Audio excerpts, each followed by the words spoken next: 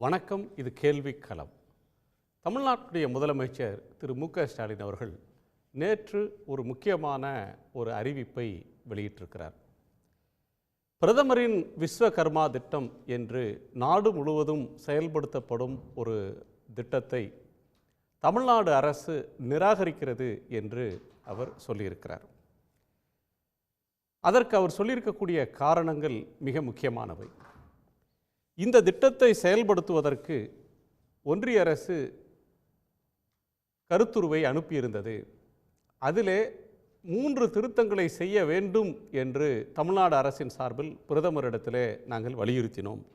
ஒன்று, விண்ணப்பதாரருடைய குடும்பம் பாரம்பரியமாக குடும்ப அடிப்படையிலான வர்த்தகத்தில் ஈடுபட வேண்டிய கட்டாய தேவை என்பது நீக்கப்பட வேண்டும். அது மேண்டேட்ரி நீட் அப்படின்ற ஒன்று. அந்த குடும்பம் பரம்பரையாக இந்த தொழிலை செய்து வருகிறது என்பதற்கான நிபந்தனை நீக்கப்பட வேண்டும். அதற்கு பதிலாக எந்த தொழிலையும் செய்வதற்கு விரும்பக்கூடிய எந்த நபரும் இந்த திட்டத்தின் கீழ் பயன் பெறலாம் என்று அறிவியுங்கள் என்று நாங்கள் ஒரு முன்மொழிவை தந்தோம். இரண்டாவது, 18 வயதிலேயே ஒருவர் இந்த தொழிலுக்கு வந்துவிடலாம், விஸ்வகர்மா திட்டத்தின் கீழ் கடன் பெற்று மானியம் பெற்று தொழில் தொடங்கலாம் என்கிற அந்த குறைந்தபட்ச வயது வரம்பு என்பது ஏற்றுக்கொள்ள முடியாததாக இருக்கிறது. ஒருவர் குடும்ப வர்த்தகத்தை தொடர்வது, குடும்ப தொழிலை தொடர்வது என்று முடிவெடுத்து விட்டால் அந்த தொழிலை நன்கு அறிந்தவரும் அதில் விருப்பத்தோடு நான் விரும்பித்தான் இதை செய்கிறேன் என்று அவர் முடிவெடுப்பதற்கான வரம்பை 35 என்று மாற்ற வேண்டும். கிராமங்களிலே இந்த ஜாதியைச் சேர்ந்தவர்கள் தான் இந்த தொழிலை செய்கிறார்களா, இந்த தொழிலை யார் செய்கிறார்கள் என்பதை சரிபார்க்கக்கூடிய பொறுப்பு இப்போது பஞ்சாயத்து தலைவரிடம் இருக்கிறது. அதற்கு பதிலாக கிராம நிர்வாக அதிகாரியிடம் ஒப்படைக்க வேண்டும் என்ற நிபந்தனையை முன்வைத்தோம். அந்த மாற்றங்களை செய்ய அவர்கள் முன்வராத காரணத்தால் தமிழ்நாடு அரசு இந்த திட்டத்தை செய்யாது. ஜாதி அடிப்படையில் பாகுபாடு காட்டாத ஒரு புதிய திட்டத்தை கைவினைஞர்களுடைய முன்னேற்றத்திற்காக தமிழக அரசே வகுத்து செயல்படுத்தும் என்று அதை சொல்லியிருக்கிறார். இதற்கு தமிழக பாஜக தரப்பில் கண்டனமும் விமர்சனமும் எழுந்திருக்கிறது. தமிழ்நாடு அரசும் முதலமைச்சரும் எடுத்திருக்கக்கூடிய நிலைப்பாடு என்பது கொள்கை அடிப்படையிலானது. பாஜகவை உண்மையாக எதிர்ப்பது என்பது அவர்களோடு கூட்டு சேருவதில்லை என்று சொல்வது மட்டுமல்ல, மாறாக கொள்கை அடிப்படையில் பாஜக முன்னெடுக்கும் கொள்கையை தீர்க்கமாக எதிர்ப்பதில்தான் உண்மையான எதிர்ப்பு இருக்கிறது என்கிற கோணத்தில் சிலர் அந்த முடிவை வரவேற்கிறார்கள். பாரதிய ஜனதா அதை எதிர்க்கிறது. இது சார்ந்த பல்வேறு கருத்துக்களை நம்மோடு பகிர்ந்து கொள்வதற்காக திமுகவினுடைய செய்தி தொடர்பாளர் திரு சூர்யா கிருஷ்ணமூர்த்தி அவர்கள், அரசியல் விமர்சகர் வலதுசாரி திரு நித்யானந்தன் அவர்கள், அரசியல் ஆய்வாளர் திரு தமிழ் காமராசன் அவர்கள், பாஜகவினுடைய செய்தி தொடர்பாளர் திரு ஜி.கே. நாகராஜ் அவர்கள், திராவிடர் கழகத்தினுடைய துணை பொதுச் செயலாளர் வழக்கறிஞர் மதிவதனி அவர்கள். உங்கள் அனைவருக்கும் வணக்கம். நான் திரு ஜி.கே. நாகராஜ் அவர்கள்ட்டிருந்து கேட்கணும். ஜி.கே. நாகராஜ் இந்த திட்டத்தை கூர்மையாக தொடக்கத்திலிருந்து பார்த்தவர், ஆதரித்தவர், வரவேற்று கொண்டிருந்த ஒருவர். தமிழ்நாடு அரசு இந்த திட்டத்தை 2-3 முக்கியமான காரணங்களை சொல்லி நிராகரிச்சிருக்கிறாங்க. ஒன்று, முதன்மையான ஒரு கருத்துன்றது ஜாதி அடிப்படையிலான தொழில் முறையை வலுப்படுத்தக்கூடிய அளவில் இந்த திட்டம் இருக்குது, அதை கருத்தில் கொண்டு நாங்கள் இதை நிராகரிக்கிறோம்னு சொல்லியிருக்காங்க. இதை ஏன் நீங்கள் எதிர்க்கிறீங்க, தமிழ்நாடு அரசினுடைய நிலைப்பாடு? இல்லை, அதில் அனைவருக்கும் வணக்கம். முதல்ல அனைத்து நண்பர்களுக்கும் முதல்ல, இது ஜாதி அடிப்படையில் எந்த இடத்துலையும் கேட்கப்படவில்லை அப்படிங்கிறத முதல்ல நான் ஆணித்தரமாக பதிவு செய்கிறேன். ஒரு தொழில் செய்கிறவங்க, உதாரணத்துக்கு நான் சொல்கிறேன், இப்போது பூமாலை தொடுப்போர் இருக்காங்க. அந்த பூமாலை தொடுக்கிறவங்களில் அனுபவம் பெற்றிருக்கிறார்களா? ஒன்று. மீன்வலை பின்றவங்க இருக்காங்க, சிற்பம் செய்வல் இருக்காங்க, அதே போல் பூட்டு தயாரிக்கிறவர் இருக்காங்க. இது எல்லாம் அவர்கள் திறன் பெற்றிருக்க வேண்டும். திடீர்னு எனக்கு 1 லட்சம் ரூபா கொடுங்க, நான் ஒரு தொழில் செய்கிறேன் அப்படின்னு சொன்னால் அந்த தொழில் அவர்கள் சரியாக செய்ய முடியாது. ஆக இந்த தொழிலை செய்வதற்கான திறன் இருக்கிறதா என்கிறதான் அவங்க மேண்டேட்டரியாக கேட்டிருக்காங்களே ஒழிய, அப்படி இல்லைன்னு என்ன பண்ணுவாங்கன்னா, அவர்களுக்கு பயிற்சி, அவர்கள் விரும்புகின்ற தொழிலில் பயிற்சி. இதை திமுக வழக்கம் போல தங்களுடைய அந்த பிரிவினைவாத கோஷத்தோடு எடுத்துக்கொண்டு மக்களிடம் சென்று இதை தவறாக முன்வைக்கிறதுங்கிறது ஒன்று. ரெண்டாவது, 36 வயசுக்கு மேற்பட்டவர்கள் அதை எப்படி நீங்க முடிவு பண்றீங்க? ஒரு 18 வயசு 21 வயசு திருமண வயசு இருக்கிறப்போ, ஒரு மேஜருக்கு ஒரு தகுதி இருக்கிறப்போ, அது ஒரு அடிப்படை உரிமையை பாதிக்கின்ற விஷயம் இல்லையா? நான் இந்த தொழிலை செய்யணும் அப்படின்னு இது செய்யக்கூடாதுங்கிறது முடிவு செய்ய வேண்டியது அவங்க. அதை நீங்க எப்படி சொல்லலாம் இதை செய்யலாம் செய்யக்கூடாது அப்படிங்கிறது? முதலமைச்சருடைய மூன்றாவது கடிதத்திலேயே அந்த அறிக்கையில ஜித்தன் ராம் மஞ்சி அவர்களுக்கு, அது சிறு குறு தொழில்களுக்கான அமைச்சருக்கு எழுதின கடிதத்திலேயே விண்ணப்பதாரருடைய ஃபேமிலி குடும்பம் to be traditionally engaged in a family based traditional trade அப்படின்னு ஒரு கண்டிஷன் இருக்கு. traditionally engaged, பரம்பரையாக engaged in a family based traditional trade, குடும்பம் சார்ந்த ஒரு தொழில், அத குல தொழில் நம்ம சொல்லலாம்னு வச்சுக்கலாம். அது முதலமைச்சர் மாற்றி சொல்றீங்க, தொழில் செய்வதற்கு திறன் தான் பார்க்கப்படுதுன்னு சொல்றீங்க சார். இல்லைங்க, அது முதலமைச்சர் அனுப்பின கடிதத்தில் அது மாதிரி எழுதி இருக்கிறது. அப்ளிகேஷன்ல அது மாதிரி இல்லை. குடும்ப பாரம்பரியம் எல்லாம் கேட்கல. குரு சிஷ்யன், அதாவது அந்த தொழில் குறித்து அவர்களுக்கு ஏற்கனவே கற்றிருக்கிறார்களாங்கிறத பத்தி கேட்டிருக்காங்களே ஒழிய குடும்ப பாரம்பரியம் என்றோ ஜாதி என்றோ எங்கும் குறிப்பிடப்படவில்லை. It's mandatory. அவங்களுக்கு அந்த தொழில் தெரிஞ்சிருக்கணும். That is very important. ஏன்னா இன்னைக்கு நம்முடைய கைவினை தொழிலாளர்களுடைய உற்பத்தி இன்னைக்கு 2020-21 பார்த்தீங்கன்னா 17,000 கோடி டச் பண்ணியிருக்கிறோம். நம்முடைய உற்பத்தி அந்நிய நாடுகளுக்கு சென்றிருக்கிறது, அமோக வரவேற்பு பெற்றிருக்கிறது. ஆக அதில் இன்னும் திறம்பட மேம்படுத்த வேண்டும் என்றால் அதில் திறமையை அதிகப்படுத்தணும். அந்நிய செலவாணி வருமானத்தை தர முடியும். தொழிலில் ஈடுபட்டிருக்கிறவங்களுக்கு ஒரு பெரிய ஸ்கேல்ல பெரிய பெரிய தொழில்களை ஊக்குவிக்கிறதுக்கு பெரிய லெவல்ல கடன் கொடுக்கிறது அப்படின்றது வேற, ஏற்றுமதி அதிகரிக்கிறதுன்றது வேற. முதலமைச்சர் வேண்டுகோள் வச்ச ஒன்று எதை ரிமூவ் பண்ணணும், எந்த மேண்டேட்டரி காசை ரிமூவ் பண்ணணும் அப்படின்னு கேட்டாங்கன்னா, applicants family to be traditionally engaged in a family based traditional trade அப்படின்றத மாற்றிவிட்டு எந்த நபர் வேண்டுமானாலும் எந்த தொழிலையும் செய்யலாம்,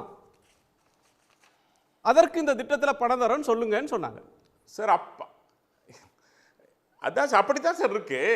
நீங்க ஒரே ஒரு மேண்டேட்டரி என்னன்னா, நீங்க அந்த தொழில் தெரிஞ்சிருக்கணும் சார். ஒருத்தருக்கு பணம் தரோம், எதற்காக தரோம்? கைவினை கலைஞர்களை ஊக்குவிக்கிறது தரோம். அவங்க செய்யற தொழில் எதுவாக இருந்தாலும் சார். நீங்க இப்போ தமிழ்நாட்டில் தயவு செய்து நான் உங்களை கேட்குறேன், நீங்க இன்னைக்கு கோயம்புத்தூர் வாங்க, பல இடங்களுக்கு போங்க. அந்த காலம் போல இன்னைக்கு முடித்திருத்துவர் அந்த சமுதாயம் சார்ந்திருக்காரா? சலவை தொழில் செய்வோர் அந்த சமுதாயம் சார்ந்திருக்காரா? நீங்க தயவு செய்து மார்க்கெட்டை அனலைஸ் பண்ணிட்டு பேசுங்க சார். அது மாதிரி இல்லை. இன்னைக்கு நீங்களே இங்க திராவிட கட்சிகளே நீங்க சாதியை ஒழிச்சீங்க, சமூக நீதி கொண்டு வந்தீங்க, 70 ஆண்டு கால ஆட்சியில் நீங்க மாத்தலையா? நீங்க உன்னதை ஏத்துக்கிறீங்களா? நான் தான் கேட்கிறேன் சார். இன்னைக்கு மாறிடுச்சு சார். இன்னைக்கு கோயம்புத்தூர்ல நேச்சுரல்ஸ் அப்படிங்கிற ஒரு அழகு நிலையம் ஸ்பா நடத்துறவர் அவர் சொல்றாரு, இன்னைக்கு ஃபோன் பண்ணி கேட்டேன், இல்ல சார் அதெல்லாம் அந்த காலம். இன்னைக்கு இளைஞர்கள் பல்வேறு சமுதாயங்களிலிருந்து வராங்க, முடிதிருத்த தயாரா இருக்காங்க. ஏன்னா ஒரு நாளைக்கு முடிதிருத்தினால் 3000 ரூபாய் கிடைக்குது, கௌரவத்தோடு அந்த தொழிலை செய்யறாங்க. இது நீங்க எப்படி நீங்க சாதி ரீதியை கொண்டு போறீங்க? உங்க நோக்கம் ரொம்ப தவறு சார். நீங்க இந்த திட்டம், பிஜேபி உடைய திட்டம் நேரடியாக மக்களை சென்றடைகிறது, மக்கள் பலன் பெறுகிறார்கள். ஏற்கனவே ஜன்தன் வங்கி கணக்கு யோஜனா மூலமாக ஏறக்குறைய 1,35,00,000 பேர் தமிழ்நாட்டில் பயன்பெற்றிருக்கிறார்கள். முத்ரா யோஜனா திட்டத்தின் மூலமாக ஏறக்குறைய 68% பெண்கள் 50 லட்சம் பேர் பயன்பெற்றிருக்கிறார்கள். உஜ்வாலா திட்டம் மூலமாக 40 லட்சம் பெண்கள் பயன்பெற்றிருக்கிறார்கள்.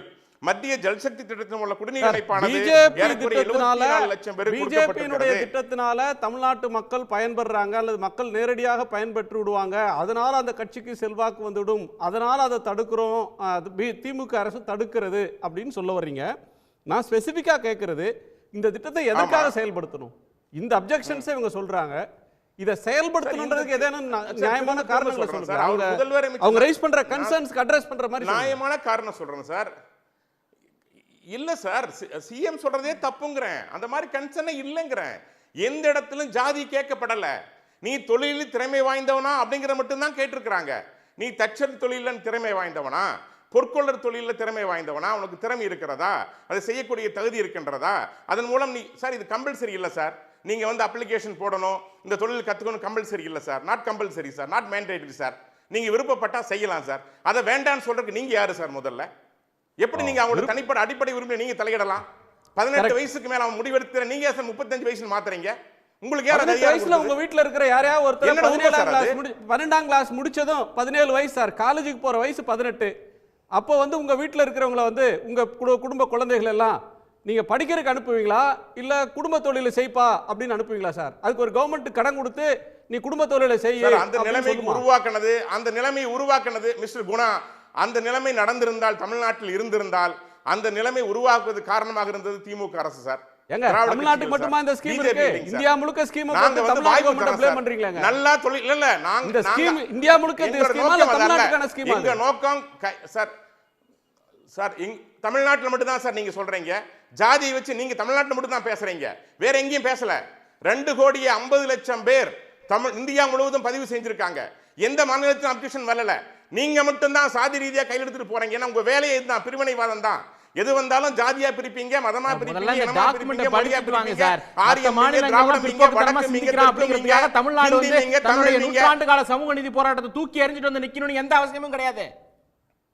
அந்த டாக்குமெண்ட்ட படிங்க சார். சூர்யா 3-4 பாயிண்ட் சொல்றாரு. வேணாம்னு சொல்றதுக்கு நீங்க யார் சார்? டாக்குமெண்ட் படிச்சு தான் சார் பேசுறீங்க. அப்ளிகேஷன் பாருங்க. ரெண்டாவது ஜாதின்ற பேர்ல நீங்க தான் பேசுறீங்க, அந்த ஸ்கீம்ல எங்கேயுமே இல்ல அப்படின்னு திரு நாகராஜ் சொல்றாரு. இல்ல, முதல்ல இந்த விஸ்வகர்மா யோஜனா திட்டத்தை எதிர்ப்பதற்கு முதலமைச்சர் எழுதின கடிதத்திலிருந்து ஒரு கொட்டேஷனை சொல்லி அது முதலமைச்சர் தான் எழுதியிருக்கிறாரு, அந்த ஸ்கீம்ல அப்படி எதுவுமே இல்ல அப்படின்னு சொல்றாரு.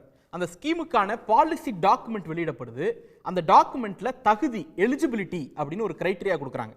அதில் என்ன சொல்றாங்க அப்படின்னா, the beneficiary should be engaged in family based traditional trade. இது ஒன்று. family based traditional trade மரபு வழியாக பரம்பரையாக குடும்ப தொழிலில் ஈடுபடக்கூடியவராக இருக்க வேண்டும். இது கிரைட்டீரியா ஒன்று. ரெண்டாவது, அவர் பரம்பரையா குடும்ப தொழில குலத்தொழில தான் ஈடுபடுறாருன்னு ஒரு கிராம பஞ்சாயத்து அலுவலர், கிராம பஞ்சாயத்து தலைவர் சர்டிபிகேட் கொடுக்கணும். 2. மூணாவது, இந்த ட்ரெடிஷனல் ஸ்கில்லையும் குரு சிஷ்ய மரபுப்படி அவர் பெற்றிருக்க வேண்டும். அப்பாட்ட கத்துக்கணும், இல்ல அப்பாட்ட கத்துக்கணும், தாத்தாட்ட இருந்து கத்துக்கணும் இப்படிங்கிறது. இப்ப நான் என்ன கேக்குறேன், நம்பர் 1 நான் முடிச்சிறேன் சார். நான் முடிச்சிறேன். குடும்ப தொழில்ல ஜாதி எங்க வருது? இல்ல ஐ அம் ரிப்பீட்டிங். நீங்க எக்ஸ்பிளைன் பண்ணுங்க. எங்க குடும்ப தொழில்ல எங்க ஜாதி வருது? ஏங்க நான் அதான் சொல்ல வரேன். இப்போ என்ன சொல்ல வரேன்னா, குடும்ப தொழில எங்க ஜாதி வருது அப்படின்னு கேட்டார்னா, தமிழ்நாடு இந்திய அளவிலான ஒரு 2000 ஆண்டு கால சமூக அரசியல் வரலாறு தெரியாத ஒரு அவர்கிட்ட விவாதிக்க வேண்டிய கடமை எங்களுக்கு இருக்கு அப்படின்னு நினைச்சு நான் வைக்கப்படுறேன். சொல்லுங்க சார். என்னன்னா, உதாரணத்துக்கு இப்ப கோயில்ல பூஜை செய்யக்கூடிய என்ன சார் நீங்க சொல்றீங்க? ஒருத்தர் வந்து காலங்காலமாக பூத்தொடுக்கின்ற வேலையை செய்யறாரு, அல்லது அவர் கத்துக்கொண்டு பல ஆண்டு காலமா செஞ்சுட்டு வராரு, தன் பிடித்து செய்யறாரு. அது எப்படி குலத்தொழிலா மாறும்? அது எப்படி நீங்க உங்க வார்த்தைக்கு நீங்களே தனக்கு வருமானம் தரக்கூடிய தொழிலை செய்கின்ற போது எப்படி நீங்க சாதி அடையாளப்படுத்தலாம்? கான்ட்ராடிக்ட் யாருங்க? போன சுற்றுல என்ன சொல்றீங்க? போன சுற்றுல திறன் இருந்தா போறோம், ஒருத்தன் திறனோட வந்து சாதிங்கறீங்க அப்படிங்கறீங்க. குடும்ப தொழில்னு எடுத்து காட்டுன உடனே நீங்க வந்து 3 தலைமுறையா பூத்தொடுக்கறாரு, 4 தலைமுறையா பூத்தொடுக்கறாரு, கால்ல பூத்துற வேலையில ஈடுபடுறீங்க. இல்ல 2 பேரும் ஒரே நேரத்துல பேசினா கேட்காது. ஒரு நிமிஷம் பாயிண்ட் சொல்லுங்க. அதுக்கு நேரடியா நான் சொல்ல வரது ஒரே ஒரு விஷயம். நான் ஒரு பதில் கொடுத்துறேன். சாதி குடும்பம் அப்படிங்கிறது அவங்களுடைய திறமையை வெளிப்படுத்துகின்ற.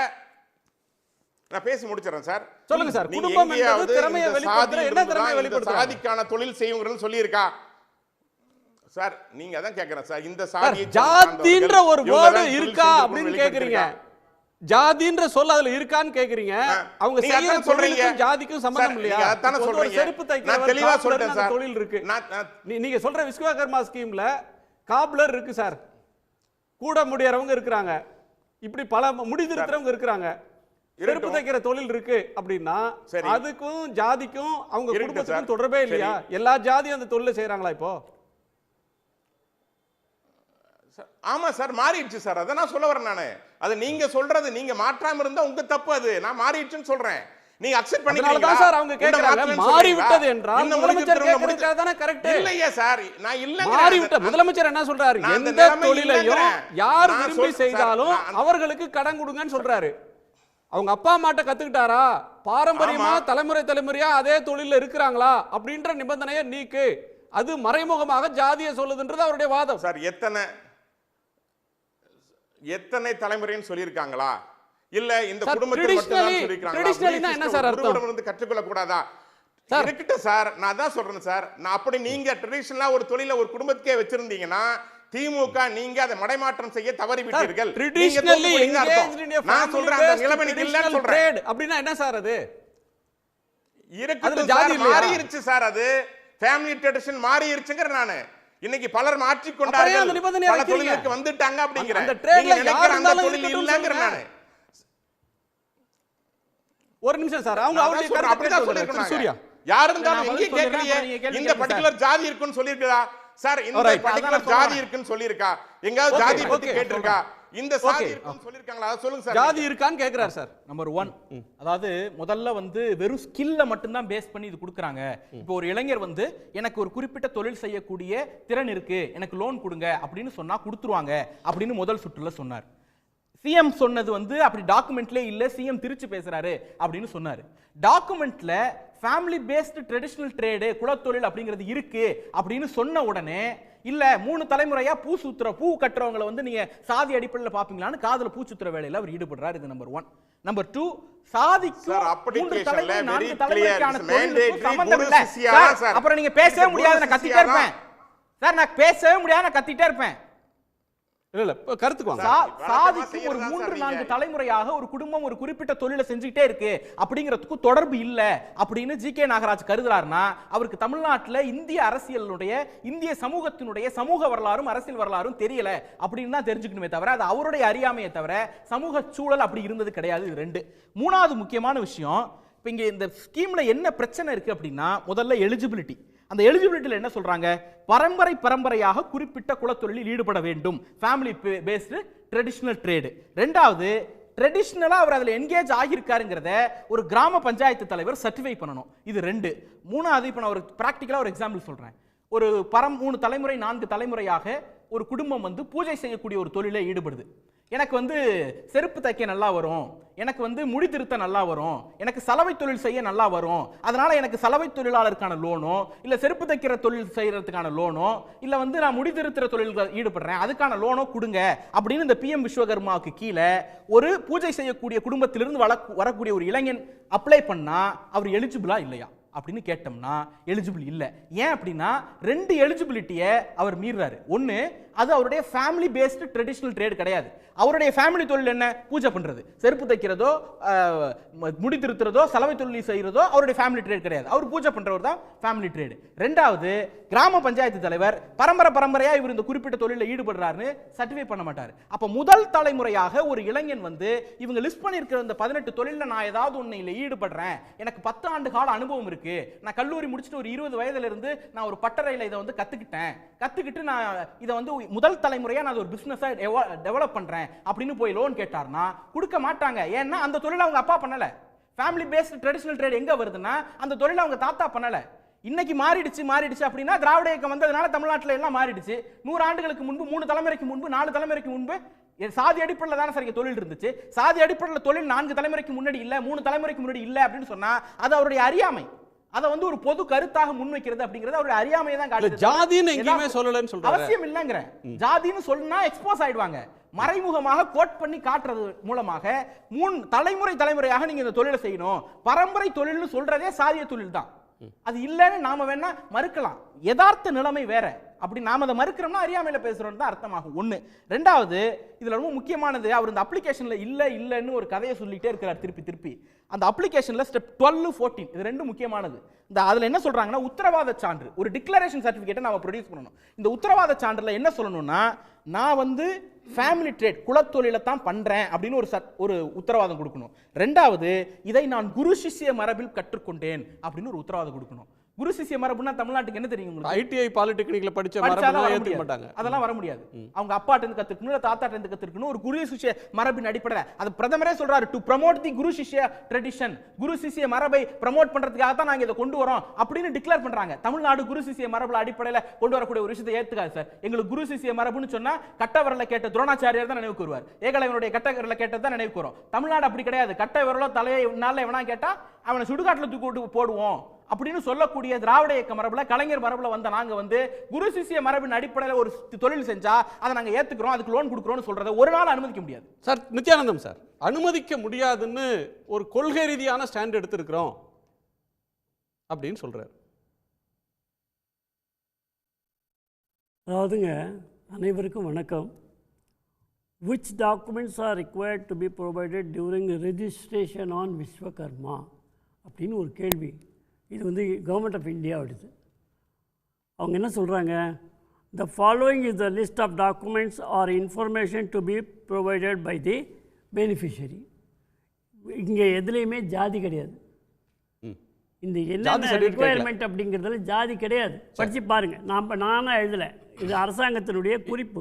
என்னென்ன கேட்குறாங்க சார்? ஆமாம், அதாவது required documents are information the beneficiary. அதாவது என்ன சொல்கிறாங்கன்னா, ஒரு ration card mandatory, Aadhaar card mandatory, bank account mandatory, experience mandatory. Experience எப்படி வரும்? எக்ஸ்பீரியன்ஸ் த்ரூ யுவர் ஃபாதரோ யுவர் கிராண்ட் ஃபாதரோ நான் அதில் எதுலையும் குறிப்பிடல. காலங்காலமாக அந்த தொழில் செஞ்சால் தான் எக்ஸ்பீரியன்ஸுன்னு பேர். அது உடனே ஜாதின்னா என்ன அர்த்தம்? சரி, இதில் டெய்லரிங் இருக்குது, டெய்லரிங்க்கு என்ன ஜாதி தெரியல எனக்கு. ஜாதி அடிப்படையில் ஒதுக்கி இருக்கு, சமூக நீதியில் நாங்கள் பண்ண போகிறோம். ஜாதி அடிப்படையில் டெய்லரிங்க்கு என்ன ஜாதி சொல்லுங்க, இருக்கா இல்லையா? சரி, அப்போ எந்த அப்பாட்ட கற்றுக்கிட்டு வந்தாங்க அவங்க?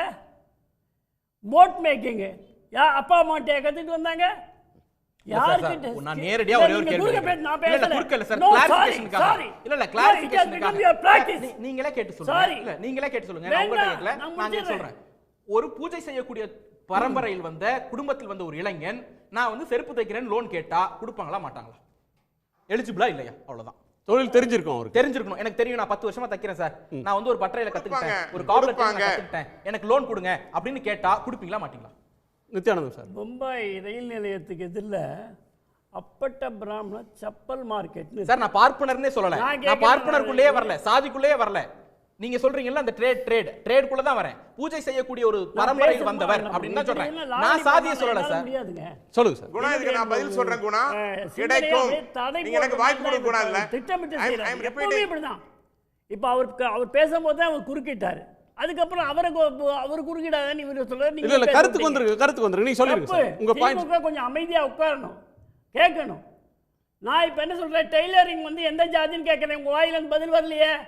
அவர் ஒரு கேள்வி கேட்கிறாரு, அதுக்கு ஒரு பதில் சொல்லுங்களேன். பூஜாரியா இருந்தாலும் கூட, கைவினை கலைஞராக இருந்தால், அவர் அதில் பயிற்சி பெற்றிருந்தால், அவருக்கு வேண்டும் என்றால் அந்த கடனை பெற முடியும். ஃபேமிலி பேஸ்ட் அந்த நீங்க வச்சிருக்கிற நிபந்தனையில திருப்பி எடுத்து பாருங்க. 18 கப்பல் அதுல ஃபேமிலி பேஸ்ட் ட்ரெடிஷனல் ட்ரேட்ல ஒரு பூஜாரியுடைய மகன் நான் செருப்பு தைக்கிறேன்னு வந்தாருன்னா எப்படி சார் அவர் எலிஜிபிள்? பூஜாரி இல்ல, இவர் கேட்கிறார் பூஜாரி உங்களோட டார்கெட் கேட்கிறார். அப்படி 18 கொடுத்துருக்காங்க கேட்டகரிஸ். அந்த 18 கேட்டகரிஸில் உள்ளவங்க கேட்க முடியும். புரியுதுங்களா?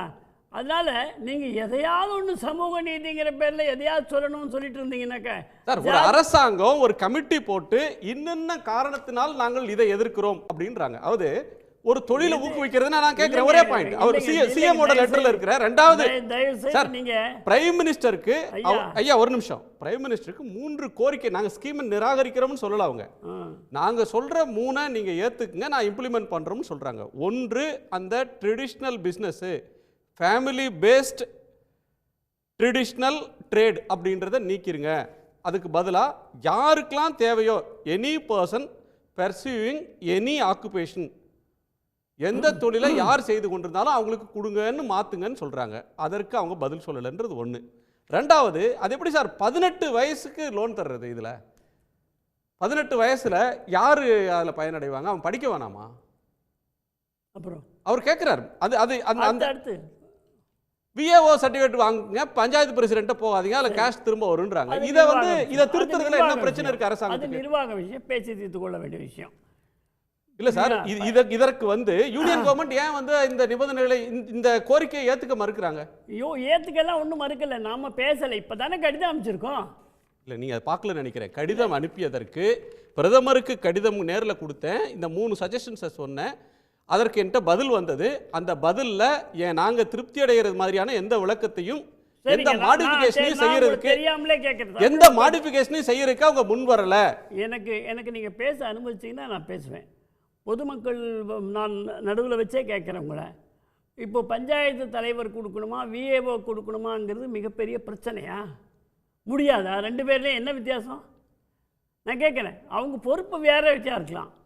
ஏன் அவர் கொடுத்தா செல்லாது இவர் கொடுத்தா செல்லோன்னு இப்போ அவங்க ஒன்று சொல்லியிருக்காங்க, அதுக்கு வேணும்னே ஒரு மாற்று சொல்லணும் அப்படின்னு. இல்லை, அடிப்படை முதல் 2 சார், அதுக்கு அடுத்து தான் 3வது இது. நான் கேட்குறது என்னன்னாக்க, இந்த ஸ்கீமில் இப்படி வேணும்னு கேட்டிருக்காங்க, சரி செய்வோம், அதில் என்ன தப்பு? செய்வோம் நீங்க சொல்றது இல்லை, கவர்மெண்ட் செய்வோம் சொல்லலை. சொல்லாது சொல்லாது. ஏன்னா அந்த ஸ்கீமுக்கு அவங்க வந்து ஸ்டாம்ப் அடிக்கணும். என்ன ஸ்டாம்ப் அடிக்கணும்? இப்போ சமூக நீதிக்காக கைவினை மாடிஃபிகேஷன் கேட்குறாங்க. எந்த தொழிலை யார் செய்தாலும் அனுமதிங்க, கடனை கொடுங்க, நாங்கள் இம்ப்ளிமெண்ட் பண்ணுறோம்னு சொல்கிறாங்க. இல்லை ட்ரெடிஷ்னல் பிஸ்னஸ், ஃபேமிலி பிஸ்னஸ்ன்னு சொல்கிறீங்க. ஸ்கில் மேனேஜ்மெண்ட், ஸ்கில் எஜுகேஷன் சொல்லிட்டு இல்ல சார், இல்ல ஒன்றும் தெரியாது வாய்ப்பு கொடுங்க, அது மாதிரி இல்ல. not like அதுக்கப்புறம் that, not like that. கொடுக்குறாங்க. அப்புறம் ஹையர் ஸ்கில்னு கொடுக்குறாங்க. அப்போ அவங்களுக்கு 500 ரூபா மாதம் இன்சென்டிவ் கொடுக்குறாங்க, ஊக்கத்தொகை கொடுக்குறாங்க. புரியுதுங்களா? நீங்க வந்து நான் ஒரு கேட்குறேன் சார், இப்போ வந்து நீங்க வந்து ஜுவல்லரி பிஸ்னஸ்ல ஒருத்தங்க இருக்கிறாங்கன்னா, ஜுவல்லரி சார்ந்த தொழிலை கற்றுக் கொடுக்குற சர்டிஃபிகேட் கோர்சஸ் ஐடிஐ இருக்கு, பாலிடெக்னிக் இருக்கு, அது கோர்சஸ் இருக்கு. இப்போ தோல் தொழில் இருக்குன்னா நீங்க வந்து நேஷனல் டிசைன் ஃபேஷன் டிசைன் காலேஜ்லயே டைலரிங் கோர்ஸும் கற்றுக் கொடுக்குறாங்க, ஷூ டிசைனும் கற்றுக் கொடுக்குறாங்க. அது மாதிரி ஒரு ப்ரொஃபஷனல் டிகிரியை வாங்கிட்டு வா அப்படின்னு கேட்டா அது வந்து ஒரு ஸ்கில். அதை விட்டுட்டு குரு சிஷ்யா பரம்பரையில உன் ஜாதியில உன் குடும்பத்துல செஞ்ச தொழில் தான் நீ செஞ்சேன்றதுக்கு சான்று கொடுனா என்ன சார்? உங்களுக்கு குரு சிஷ்யாங்கிற வார்த்தையை பயன்படுத்திருக்காங்க தவிர ஆசிரியர் மாணவர் தான். குருன்னா ஆசிரியர், சிஷ்யன்னா மாணவர். இது அவங்க பாஷையில அவங்க சொல்லிருக்காங்க. நீங்க அது அவங்க பாஷைனா என்ன சார்? அது குரு சிஷ்யானா அவங்க பாஷைனா அவங்க ஹிந்தியிலையோ சமஸ்கிருத்திலையோ அவங்களுக்கு சொன்ன பாஷையை சொல்லியிருக்காங்க. பிரதான் மந்திரின்னு சொல்கிற மாதிரி அது என்ன பாஷை? பிரதம மந்திரி தமிழ், அப்படிதான். முக்கியமந்திரின்னு சொல்லுவாங்க, அது அந்த பாஷை. நமக்கு தமிழில் முதல் மந்திரி இல்லைங்களா? அந்த மாதிரி குரு சிஷ்யாங்கிறத நீங்கள் உடனே அதை ரொம்ப தியரிட்டிக்கலாக வேர்டு லிட்ரலாக டிரான்ஸ்லேட் பண்ணுவேன் அப்படின்னு பண்ணிங்கன்னா கிடையாது. ஆசிரியர் மாணவ ஒத்துட்டு படிச்சு, அதாவது பயிற்சி பெற்றிருக்கணும். படிக்கிறதுங்கிறது படிப்பு பேப்பரும் பேனாவோ கம்ப்யூட்டரோ வச்சு மட்டும் இல்லை. இன்ஜினியரிங் காலேஜ் டிகிரியை ஏற்றுக்கிறது இல்லை, பாலிடெக்னிக் சர்டிஃபிகேட்டை ஏற்றுக்கிறது இல்லை, ஐடிஐயில் கொடுக்குற ட்ரேட் சர்டிஃபிகேட்டை ஏற்றுக்கொள்றது இல்லை. மாறாக ஃபேமிலி பிசினஸ் செஞ்சாங்கன்றதுக்கு குரு சிஷ்யா கிடையாதுங்க. இந்த கிடையாது எப்படி சொல்றீங்க? டாக்குமெண்ட் காட்டுங்க. அதை தவிர நீங்க விஸ்வகர்மா போர்ட்டல் எடுங்க. இருங்க, நான் அதுதான் சொல்றேங்க. ஃபேமிலி பிசினஸ்னா அவங்களுக்கு பயிற்சி இருக்குங்கிறதுக்காக சொல்லிருக்காங்க. அதை தவிர ஸ்கில் மேனேஜ்மெண்ட், ஸ்கில் அவங்களுக்கு கொடுக்குறாங்க. ஃபேமிலியில் பயிற்சி உள்ளவனுக்கு ஸ்கில் எதுக்கு? ஃபேமிலி இல்லாமல் வெளியில இருந்து ஸ்கில் முடிச்சவங்களுக்கு சர்டிஃபிகேட் கொடுத்து அவங்களுக்கும் லோன் கொடுத்து இன்சென்டிவோட படிக்க வைக்கிறாங்க. ஆக இது வந்து 18 வயசு வேணுமா, 35 வயசு வேணுமா, இது வந்து ஜாதியின் அடிப்படையில் இருக்கான்னா, நான் ஒரே கேள்வி ஆரம்பத்தில் கேட்டேன், தையல்காரர் எந்த ஜாதி?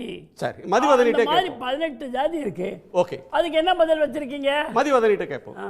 மதிவதனி, இந்த பிரச்சனையில் தமிழ்நாட்டை தவிர மீதி எந்த ஸ்டேட்டுமே எதுக்கல, எல்லா ஸ்டேட்டும் ஏற்றுக்கொண்டுட்டாங்க. வேணான்னு சொல்றதுக்கு நீங்க யார்? ஒன்று, வேணான்னு சொல்றதுக்கு இந்த அரசாங்கம் யார்? ரெண்டாவது, ஏன் தமிழ்நாடு மட்டும் இதை எதிர்க்கிறது? பிஜேபியோட கேள்வி. தமிழ்நாடு மட்டும்தான் எதிர்க்கும், மற்ற மாநிலங்கள் எதிர்க்காது. குறிப்பாக வட இந்திய மாநிலங்கள் எதிர்க்க வாய்ப்பே கிடையாது. காரணம் என்னென்னா, தமிழ்நாட்டில் தான் தந்தை பெரியார் இருந்தார், தமிழ்நாட்டில் தான் குலக்கல்வி திட்ட எதிர்ப்பு போராட்டம் நடந்துச்சு, தமிழ்நாட்டில் தான் இன்றைக்கு இருக்கக்கூடிய பிரதமரை விட 100% குருகுல கல்வி, குலக்கல்வி இருக்கணும்னு நினச்ச ராஜகோபாலாச்சாரியாரை வீட்டுக்கு அனுப்பணும். அதனால் தமிழ்நாடு எதிர்க்கும். தமிழ்நாடு எதிர்க்கக்கூடிய காரணம் சரியா தவறா, அதுதான் விவாத பொருளாக இருக்கணும்னு நான் நினைக்கிறேன். ஏன் அப்படின்னு கேட்டால், தமிழ்நாடு ஏன் எதிர்க்குது அப்படின்ற கேள்வினா அது நியாயம். தமிழ்நாடு மட்டும் ஏன் எதிர்க்குது அப்படின்ற கேள்வி சரியானது அல்ல. தமிழ்நாடு மட்டும்தான் எதிர்க்கும், இந்திய நாங்கள் மட்டும்தான் எதிர்த்தோம். இன்றைக்கி தமிழ்நாடு உருப்பிட்டுருக்கு. சமூக நீதி, இடஒதுக்கீடு நாங்கள் தான் கேட்டோம். இன்றைக்கி இந்தியாவிலேயே 69% இடஒதுக்கீடு தமிழ்நாட்டில் தான் இருக்குது. தமிழ்நாடு மட்டும்தான் பிஜேபி வரக்கூடாதுன்னு நினச்சிச்சு, அதனால தான் தமிழ்நாட்டில் மதக்கலவரம் கம்மியாக இருக்குது. தமிழ்நாடு மட்டும்தான் ஆர்எஸ்எஸ்ஸை பற்றிய புரிதலோடு ஆர்எஸ்எஸ்ஸை வளர விட மாட்டோன்னு உறுதியாக நின்னோம். அதனால் தமிழ்நாடு இஸ்லாமிய வெறுப்பில்லாத, மத வெறுப்பில்லாத அமைதியான மாநிலமாக இருக்குது. அந்த வகையில் இதை நாங்கள் ஏன் எதிர்க்கிறோம் அப்படின்ற காரணத்தை நான் சொல்கிறேன்.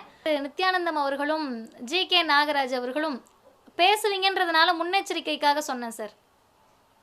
இவங்க 2 பேரும் வந்து நிறைய சொன்னாங்க இல்லையா, அவங்க சொன்ன 2மே ஒருவேளை அவர்கள் பிரதமர் ஆனால் என்ன திட்டம் கொண்டு வருவாங்கன்றதை பற்றி தான் இவ்வளோ நேரம் பேசிக்கிட்டு இருந்தாங்கன்னு நான் நினைக்கிறேன். அந்த அப்ளிகேஷன் ஃபார்ம்லையோ இல்லை வெப்சைட்லையோ போர்ட்டல்லையோ அல்ல பிரதமர் என்ன சொன்னாரோ அதை பற்றி அவங்க பேசலை. ஏன்னா பிரதமரே ஒத்துக்கிறாரு, நாங்கள் வந்து குரு சிஷ்யான்னு சொன்னது குரு சிஷ்ய பரம்பரை தான், விஸ்வகர்மா அப்படின்னு நாங்கள் சொன்னது இதை தான் அப்படின்னு அந்த போர்ட்டல்லே இருக்குது. ஆங்கிலத்தில் இருக்கிறது, அவர்களுக்கு பிடித்தமான ஹிந்தியிலும் இருக்கிறது. எதுல வாய்ப்பு இருக்கோ அதுல போய் தேடி படிக்கலாம். குரு சிஷ்யனாலே ஆசிரியர் மாணவர் தான் அர்த்தம்ங்கறார் திரு நித்யானந்தம். ஆமா, தமிழ்நாட்டுல குரு சிஷ்யான்னு சொல்ல முடியாத, ஆசிரியர் மாணவர்னு ஏத்துக்கணும். இப்போ இன்னொரு கேள்வி என்னன்னா, ஒருவேளை இவங்க சொல்ற மாதிரியே குரு சிஷ்யானா ஆசிரியர் மாணவர் தான் அப்படின்னா, நீங்க ஒரு சரியான கேள்வி கேட்டீங்க இல்லையா, கல்லூரியிலையோ பல்கலைக்கழகத்திலையோ அதுக்கு போயிட்டு ஒரு டிகிரி வாங்கிட்டு வந்தா அது ஆசிரியர் மாணவன். அதை தாண்டி ஒரு 18 வயசு பையன் எனக்கு வந்து டெய்லரிங் கற்றுக்க ஆசை இருக்குது அப்படின்னு சொல்லி யாரோ ஒரு டெய்லர் கிட்ட போயிட்டு டெய்லரிங்கை கற்றுக்கிட்டு வந்தாருன்னா அவருக்கு இந்த திட்டம் மூலமாக கடன் கொடுப்போம் அப்படின்னு பிரதமர் மோடி சொல்லலை. அதுக்காக தான் அடுத்த வரியில் ரொம்ப தெளிவாக அவங்க என்ன சொல்கிறாங்கன்னா, ஃபேமிலி பேஸ்டு ட்ரெடிஷ்னல் ஸ்கில்ன்றாங்க. இப்போ இந்த ஃபேமிலி பேஸ்டில் எங்கே ஜாதி வருதுன்னு கேட்குறாங்க இல்லையா, அந்த ஃபேமிலி பேஸில் எங்கே ஜாதி வருதுன்னா, நான் நிறைய வெளியே இருந்தெல்லாம் சொல்லலை, இந்த 18 தொழில்களை மையப்படுத்தி அவங்க கொடுத்துருக்க போர்ட்டலில் இவங்களோட வெப்சைட்லேயே ரொம்ப தெளிவாக பார்பர் அப்படின்னு போட்டு ப்ராக்கெட்டில் போட்டிருக்காங்க ஒரு வார்த்தை. அதுக்கடுத்து வாஷர்மேன்னு போட்டு ப்ராக்கெட்டில் டோபின்னு போட்டிருக்காங்க.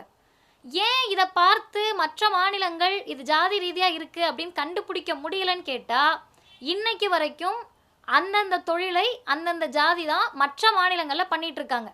ஆனால் தமிழ்நாட்டை பொறுத்த வரைக்கும் ஒரு 2 தலைமுறைகளாக யார் என்னன்னே கண்டுபிடிக்க முடியாத அளவிற்கு மலமல்லக்கூடிய தொழிலாளருடைய பிள்ளைகள் எல்லாம் மருத்துவராக மாறி நிற்கிறது தமிழ்நாட்டில் தான். எங்கள் அப்பா மலமல்லக்கூடிய தொழிலாளி, நான் வந்து இன்னைக்கு ஏஐயுடைய ரோபோட்டிக்ஸ் இன்ஜினியராக இருக்கேன்னு சொல்கிறது தமிழ்நாட்டில் தான். அப்போ தமிழ்நாட்டில் வந்துட்டு நீங்கள் ஆசிரியர் மாணவர்னு சொன்னாலும் சரி, குரு சிஷ்யான்னு சொன்னாலும் சரி, எந்த அடிப்படையில் டோபின்ற வார்த்தையை, நாயின்ற வார்த்தையை, பார்பர்ன்ற வார்த்தையை, துணி துவைக்கிற சலவை தொழிலாளின்ற வார்த்தையை, செருப்பு தைக்கிறன்ற வார்த்தையை, எவ்வளவு சக்கரை உருண்டை கொண்டு வந்து நீங்கள் விஷத்தை கொடுத்தாலும் தமிழ்நாடு ஏற்றுக்காது. நான் ஒரே ஒரு சாதாரணமான கேள்வி கேட்குறேன், இது என்ன சார் தொழிலை போயிட்டு ஒரு பிரதமர் வந்து முன்னேற்றக்கூடாதான்ற கேள்வி வருதுல்ல. சாதாரணமாக நம்ம தெருவில் போகிறப்ப செருப்பு தைக்கக்கூடிய ஒரு சகோதரர் உட்கார்ந்துருக்காரு, இன்னொரு பக்கம் ஒரு பெரிய ஷூ ஷோரூம் இருக்குன்னு வச்சுக்கோங்க. இந்த ஷூ ஷோரூம் வச்சிருக்கக்கூடிய மிகப்பெரிய பணக்காரரை அல்லது மிகப்பெரிய நிறுவனரை நம்ம ரொம்ப மரியாதையாக பார்ப்போம், மரியாதையாக நடத்துவோம். அவங்களும் நம்மளை அப்படி நடத்துவாங்க. எத்தனை பேர் பேசக்கூடியவங்களா இருக்கட்டும் இல்லை யாராக இருக்கட்டும், செருப்பு தைக்கக்கூடிய ஒரு சகோதரரை அப்படியே பெரிய அளவில் மரியாதையுடைய தோரணையில் பார்க்கக்கூடிய மக்கள் இந்தியாவில் வளர்ந்து விட்டார்களா? அந்த அளவிற்கு ஜாதி இல்லைன்ற கண்ணோட்டத்தோடு இவங்க வளர்ந்துட்டாங்களா? துணி துவைக்கிறவங்கள இன்னைக்கு வரைக்கும் எத்தனை கிராமங்களில் இந்தியா முழுக்க நான் சொல்கிறேன், வீட்டுக்கு வெளியவே நிற்க வச்சு வீதிகளில் நிற்க வச்சு அனுப்பக்கூடிய கொடுமை இருக்குன்றது பேசக்கூடியவங்களுக்கு தெரியுமா? அப்போ அவங்களுக்கு என் பிள்ளை இந்த வேலையை பார்த்துடக்கூடாது, என்னோடது போயிடட்டும். இவங்க சொல்லக்கூடிய எதுவுமே புனிதமான வேலைகள் கிடையாது. கோவிலுக்கு போயிட்டு பூஜை பண்ணிட்டு பூவை எடுத்து மாலை போட்டுட்டு அங்கே உண்டியலை வெளியே வச்சுக்கிட்டு நோகாமல் வரக்கூடிய வேலைகள் இல்லை இந்த 18 வேலையும். 18 வேலையுமே கஷ்டப்பட்டு வியர்வை சிந்தி இழி தொழிலாக அவங்க ஒரு காரணத்துல அவங்க ஒரு காலத்துல நினைச்சு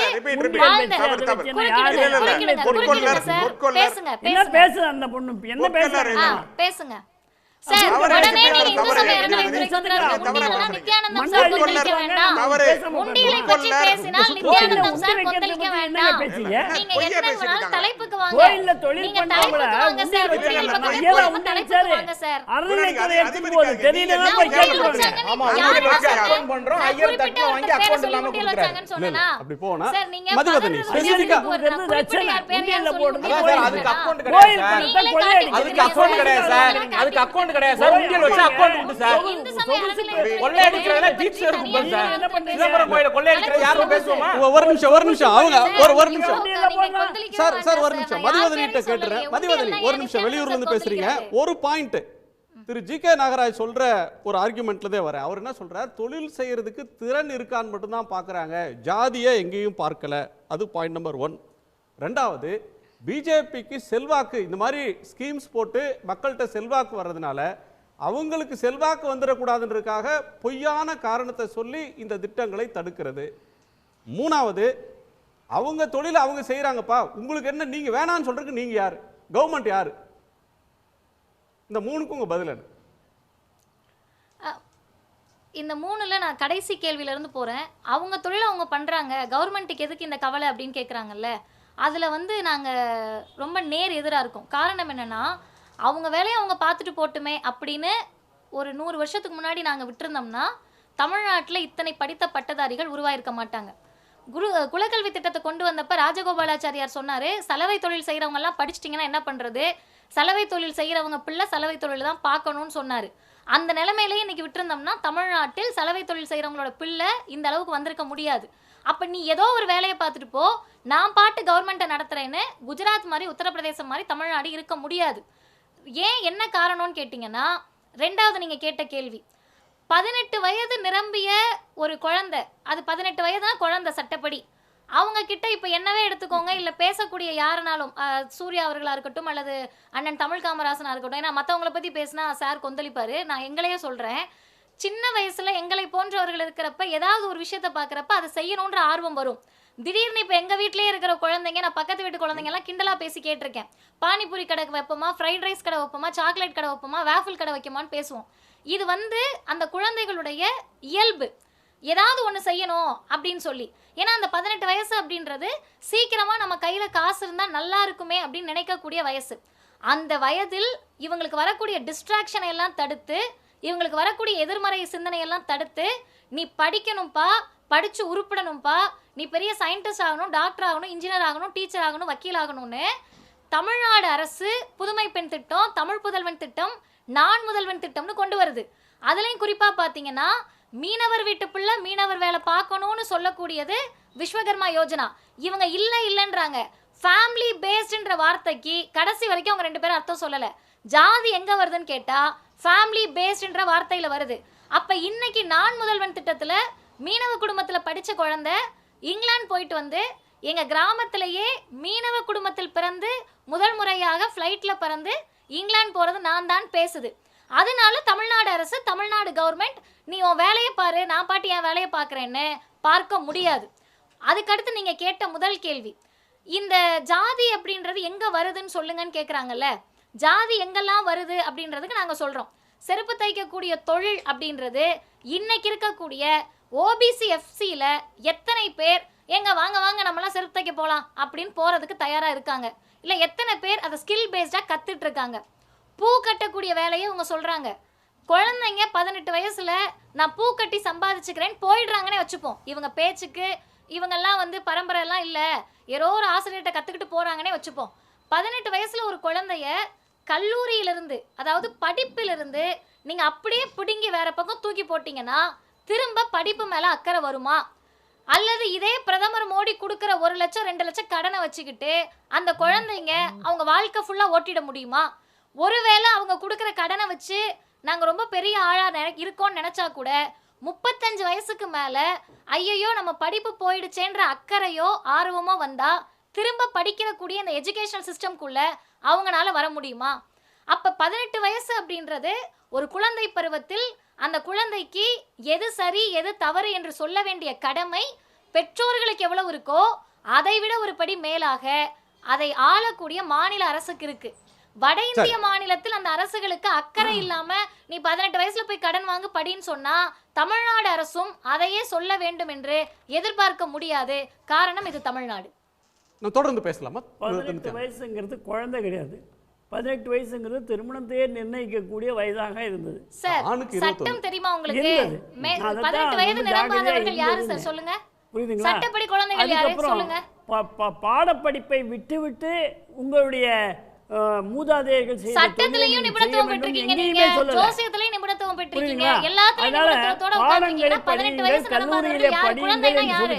டிஃபைன் பண்ணுங்க. இருக்கின்ற நேரம் வேறு தொழில் செய்யக்கூடாது, வேறு தொழில் செய்தால், அதாவது படித்தால் உங்களுக்கு கடன் இல்லை என்று எங்குமே சொல்லவில்லை. இது முக்கியமான விஷயம். அடிக்கடி இந்த கடனே தொழில் செய்யறது தானே சார்? 18 வயசுல கடன் கொடுக்கறதே தொழில் பண்றது தானே. இந்த மானியம் கடன் கொடுக்கறாங்க. தொழில் பண்றதுக்கு அவங்க படிச்ச பின்னால தானே வந்து படிக்கிறாங்க. எங்க படிக்கிறாங்க? 17க்கு பிறகு படிக்கிறது தடை இருக்கா இதுல? இதுக்கு தான் லோன் கொடுப்போம் சொல்லி படிக்கிறவங்களுக்கு லோன் இல்லைன்னு சொல்லிருக்கா? முதலமைச்சர் என்ன சொல்றாரு? 35 வயசா இதை மாத்துங்க, நீங்க இந்த ஸ்கீமே கூட இம்ப்ளிமெண்ட் பண்ணுங்க, நான் விரும்புறவங்க அவனுடைய அனுபவத்துல அறிவுல செய்துட்டு போட்டோம். விஸ்வகர்மாவுல உள்ள கடனை விஸ்வகர்மாவுடைய மினிமம் படிக்க வேண்டாம் எங்காவது சொல்லிருக்கா? இல்ல சார், விஸ்வகர்மா ஸ்கீம்ல கடன் வாங்குறதுக்கு மானியம் வாங்குறதுக்கு மினிமம் எலிஜிபிலிட்டி ஏஜ் அப்படின்றது 18 இருக்கு. ஆமா, 18. அத 35ன்னு தளர்த்திக்கங்க அப்படின்றார் சிஎம். ஒத்துக்க முடியாதுன்றாங்க. இல்ல 18 வயசுல ஒருத்தர் வந்து ஒரு தொழில ஆரம்பிக்கிற என்டர்பிரைனரா வரேன்னு சொன்னா நீங்க வேணாம்னு முடக்குவீங்களா? ஏன் சார், அவன் இன்ஜினியரிங் படிச்சிட்டு ஒரு ஆமா, கெமிக்கல் இன்ஜினியரா ஐஐடி போக வேண்டிய ஆளை கூட்டு வந்து நீங்க வந்து செருப்பு தைக்கிற தொழில 18 வயசுல என்ன டெக்னாலஜி அவர் கத்துக்கிட்டு பண்ண போறாரு? சொல்றேன், தமிழ்நாட்டு மக்களை முட்டாள்களாக்கிறதுக்காக இந்த திராவிட கழகங்கள்லாம் இந்த மாதிரி செய்யுது. பெரியார் வந்து என்ன சொல்றாரு? பெரியார் சொன்னதுபடி இவங்க சொல்றாங்க பெரியார் செஞ்சாருன்னு. ராஜாஜி அவர்கள் குலக்கல்வின்னு எதையுமே கொண்டு வரல, காலங்காலமாக சொல்லிக்கிட்டு இருக்கிறாங்க. இப்போ ஒரு எடுத்துக்காட்டுக்கு ஒரு 30,000 பள்ளிக்கூடம் இருக்கு, ஆனால் மாணவர்கள் அந்த 30,000 பள்ளிக்கூடத்தில் படிக்க முடியல, அதை விட அதிகமான மாணவர்கள் இருக்கிறார்கள். அப்போ தான் இந்த ஷிஃப்ட் சிஸ்டம் 7லேருந்து 1, 2லேருந்து 5 அப்படின்னு ஷிஃப்ட் சிஸ்டம் வந்தது பாருங்கள். காலையில் 1/2 நாள், மாலையில் 1/2 நாள், 2 பகுதியாக மாணவர்கள் படிக்க வேண்டும். அப்பொழுது அந்த கட்டிடம் போதுமானது, அந்த ஆசிரியர்களுக்கு கொஞ்சம் கூடுதல் சம்பளம் கொடுத்தாலும் அனைத்து சிறுவர்களும் படிக்கலாம் என்று சொன்னார்கள். அப்பொழுது ஒரு கேள்வி எழுப்பப்பட்டது, அந்த அரை நாளிலே அவர்கள் என்ன செய்வார்கள் என்று. அரை நாளிலே அவர்களுடைய பெற்றோர்களுக்கு உதவி செய்யட்டும் அப்படின்னு தான் ராஜாஜி சொன்னார். அது ஒரு குலக்கல்வின்னு சொன்னா தப்பே கிடையாது. ஏன்னாக்க இன்றைக்கு ஒரு அரசியல்வாதியாக வெற்றி பெற்றவருடைய குடும்பம் முழுக்க அரசியல்வாதி குடும்பமா இருக்கிறது. ஒரு திரைப்படத்திலே வெற்றி பெற்றவருடைய குடும்பம் முழுக்க திரைப்பட குடும்பமாக இருக்கிறது. காசு வரும்னு சொன்னா எல்லாம் குலக்கல்விதான், அரசியலும் குலக்கல்விதான், தமிழ்நாட்டு குடும்பமும் குலக்கல்விதான். எல்லாரும் மறுப்பாங்களா அவங்க? இதே பெரியாரு, இதே பெரியாரு யாராவது சமூக நீதிங்கிற பேர்ல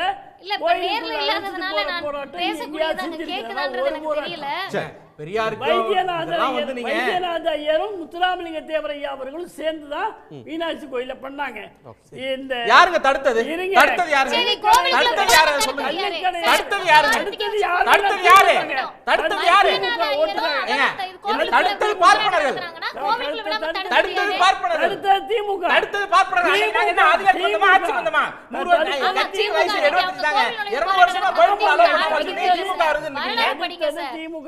உங்க அப்பாவும் உங்க தாத்தாவும். சரி சரி, பர்சனலா போனா திரு தமிழ் காமராஜ் தடுத்தது உங்க அப்பாவும் தாத்தாவும். ராஜாஜி ஐயங்காரோட சேர்ந்து நீங்க தடுத்தீங்கன்னு சரி, வெச்சீங்க. திரு தமிழ் ஐயங்கார் தான் தன்னுடைய கொள்கையை விட்டுட்டு எங்க கிட்ட வந்தாரு. நாங்க இந்த கொள்கையை விட்டு ஐயங்கார்ட்ட போல. நீங்க தான் தடுத்தீங்க. ஒரு நிமிஷம் சார், ஒரு நிமிஷம். தமிழ் காமராஜ் யார் தடுத்தார்கள், என்ன செய்தார்கள் என்பது வரலாறு நமக்கு பதிவு செய்து வைத்திருக்கிறது. நம்ம முதல்ல வந்து நித்யானந்தம் ஐயா வந்து ஒரு கேள்வி கேட்டார், நல்ல கேள்வி. சலவை தொழிலாளர் தையல்காரர் என்ன சாதி அப்படின்னு கேட்டார். வட இந்தியாவில் அந்த சாதிக்கு பேர் தராசி. தராசி தராசி இராசி அப்படின்னு முஸ்லீம் சமூகத்தில் இருக்கிறவங்களுக்கு இராசி அப்படின்னு இருக்குது. படகு தயாரிப்பவர் என்ன சாதி அப்படின்னு கேட்டார். மல்லா. வட இந்தியா, வடகிழக்கு இந்தியா முழுக்க வந்து மல்லா அப்படிங்கிற சமூகம் படகு தயாரிக்கிற சமூகமாக, படகு ஓட்டுகிற சமூகமாக இருக்கிறது. அயோத்தியிலிருந்து வந்த ராமனை நதியை கடந்து படகு ஓட்டி கொண்டு போய் சேர்த்தான் அல்லவா குகன் சமூகம் இருக்கிறது. ஆகவே வந்து தொழில்களுக்கு சமூகம் இல்லை அப்படின்னு இந்திய சமூகத்தில் ஒருத்தர் சொல்கிறாருன்னு சொன்னால் அநேகமாக நாகராஜ் அவர்களும் நித்யானந்தம் அவர்களும் இந்த உலகத்தில் இல்லாமல், இந்த ஊரில் இல்லாமல் வேற்று கிரகத்திலிருந்து வந்திருப்பார்கள் என்று எனக்கு தோன்றுகிறது. சரி, எங்கே இந்த திட்டத்தில் சாதி இருக்கிறது, சாதியை எங்கே சொல்கிறார்கள் என்று அடிக்கடி கேட்கிறார்கள். அதில் வந்து தெளிவாக இன்றைக்கி கூட இந்த நவம்பர் 7ஆம் தேதி ஓராண்டு இந்த திட்டத்தை செயல்படுத்தியதனால் வந்த விளைவுகள் என்ன என்று பிரதமர் அலுவலகத்தினுடைய இணையதளத்தில் செய்திகளை வெளியிட்டிருக்காங்க. அதுலேயும் திரும்ப அவங்க வலியுறுத்துறது குடும்ப அடிப்படையிலான தொழில், மரபு அடிப்படையிலான தொழில் அப்படிங்கிறது. அந்த திட்டமே கைவினை தொழில்களை ஊக்குவிப்பதற்குன்னு சொல்கிறாங்க. இந்த குடும்ப அடிப்படை, மரபு அடிப்படை, இந்து மரபு எதன் அடிப்படையிலானதுங்கிறதுக்கு நேற்று வந்து சுப்ரீம் கோர்ட் ஒரு தீர்ப்பு கொடுத்துருக்காங்க. அதை நான் கடைசியாக சொல்கிறேன், இந்து மரபு எதன் அடிப்படையில் அப்படிங்கிறதுக்கு. இதன் அடிப்படையில் தான் தொழில்கள் தீர்மானிக்கப்படுது அப்படிங்கிறது உலகறிந்தது, நாடறிந்தது. இப்போல்லாம் அடிக்கடி சொல்கிறாங்க. இந்த விவாதத்தில் கூட நம்ம வந்து சில சொற்களை பயன்படுத்தவே இல்லை. திரும்ப வண்ணான் அப்படிங்கிற ஒரு சொல்லை பயன்படுத்தவில்லை, சக்கிலி அப்படிங்கிற ஒரு சொல்லை பயன்படுத்தவில்லை, பண்டாரம் அப்படிங்கிற ஒரு சொல்லை இது போல சொற்களை எதுவுமே பயன்படுத்தாமல் தான் இன்றைக்கி பேசிகிட்டு இருக்கோம். ஏன் இந்த சொற்களை பயன்படுத்தலை? இந்த சொற்கள்லாம் சாதி சொற்கள் தான். இந்த சொற்களுக்கு பதிலாக தான் நீங்கள் மாலை கட்டுதல் மற்றது அது இதுன்னு தமிழில் போடும்போது இப்படி போடுறீங்க. அதே வந்து மற்ற அறிவிப்புகளில் டோபின்னு போடுறீங்க. டோபிக்கு என்ன அர்த்தம்னு இந்த ஊரில் தெரியாதா என்ன? தெரியாமல் தான் வந்து நம்ம வந்துகிட்டு இருக்கோமா? அதனால் வந்து எல்லாரும் செய்கிறாங்களே சார் அப்படின்றாரு. தமிழ்நாட்டில் தான் எல்லாரும் செய்கிறாங்க. தமிழ்நாட்டில் வந்து இன்னைக்கு சலவை செய்கிறது அப்படிங்கிறது ஒரு இயந்திரத்தை வைத்து எல்லாம் செய்கிறது. ஒரு வந்து முடித்திருத்தகம் நடத்துறது, ஒரு முதலீடு வச்சிருக்கிற ஒருத்தர் வந்து அவர் வந்து இன்னும் 2 பேரை வச்சுக்கிட்டோ இன்னும் வெளியிலேருந்து கூட்டிகிட்டு வந்தோ இல்லை வடக்கு மாநிலங்கள்லேருந்து வடகிழக்கு மாநிலங்கள்லேருந்து வந்து பியூட்டி பார்லராக அதை வந்து நடத்திட்டு இருக்காங்க. வடக்கு மாநிலங்களில் வட மாநிலங்களில் இன்னும் அந்த தொழில்கள் மாறவில்லை.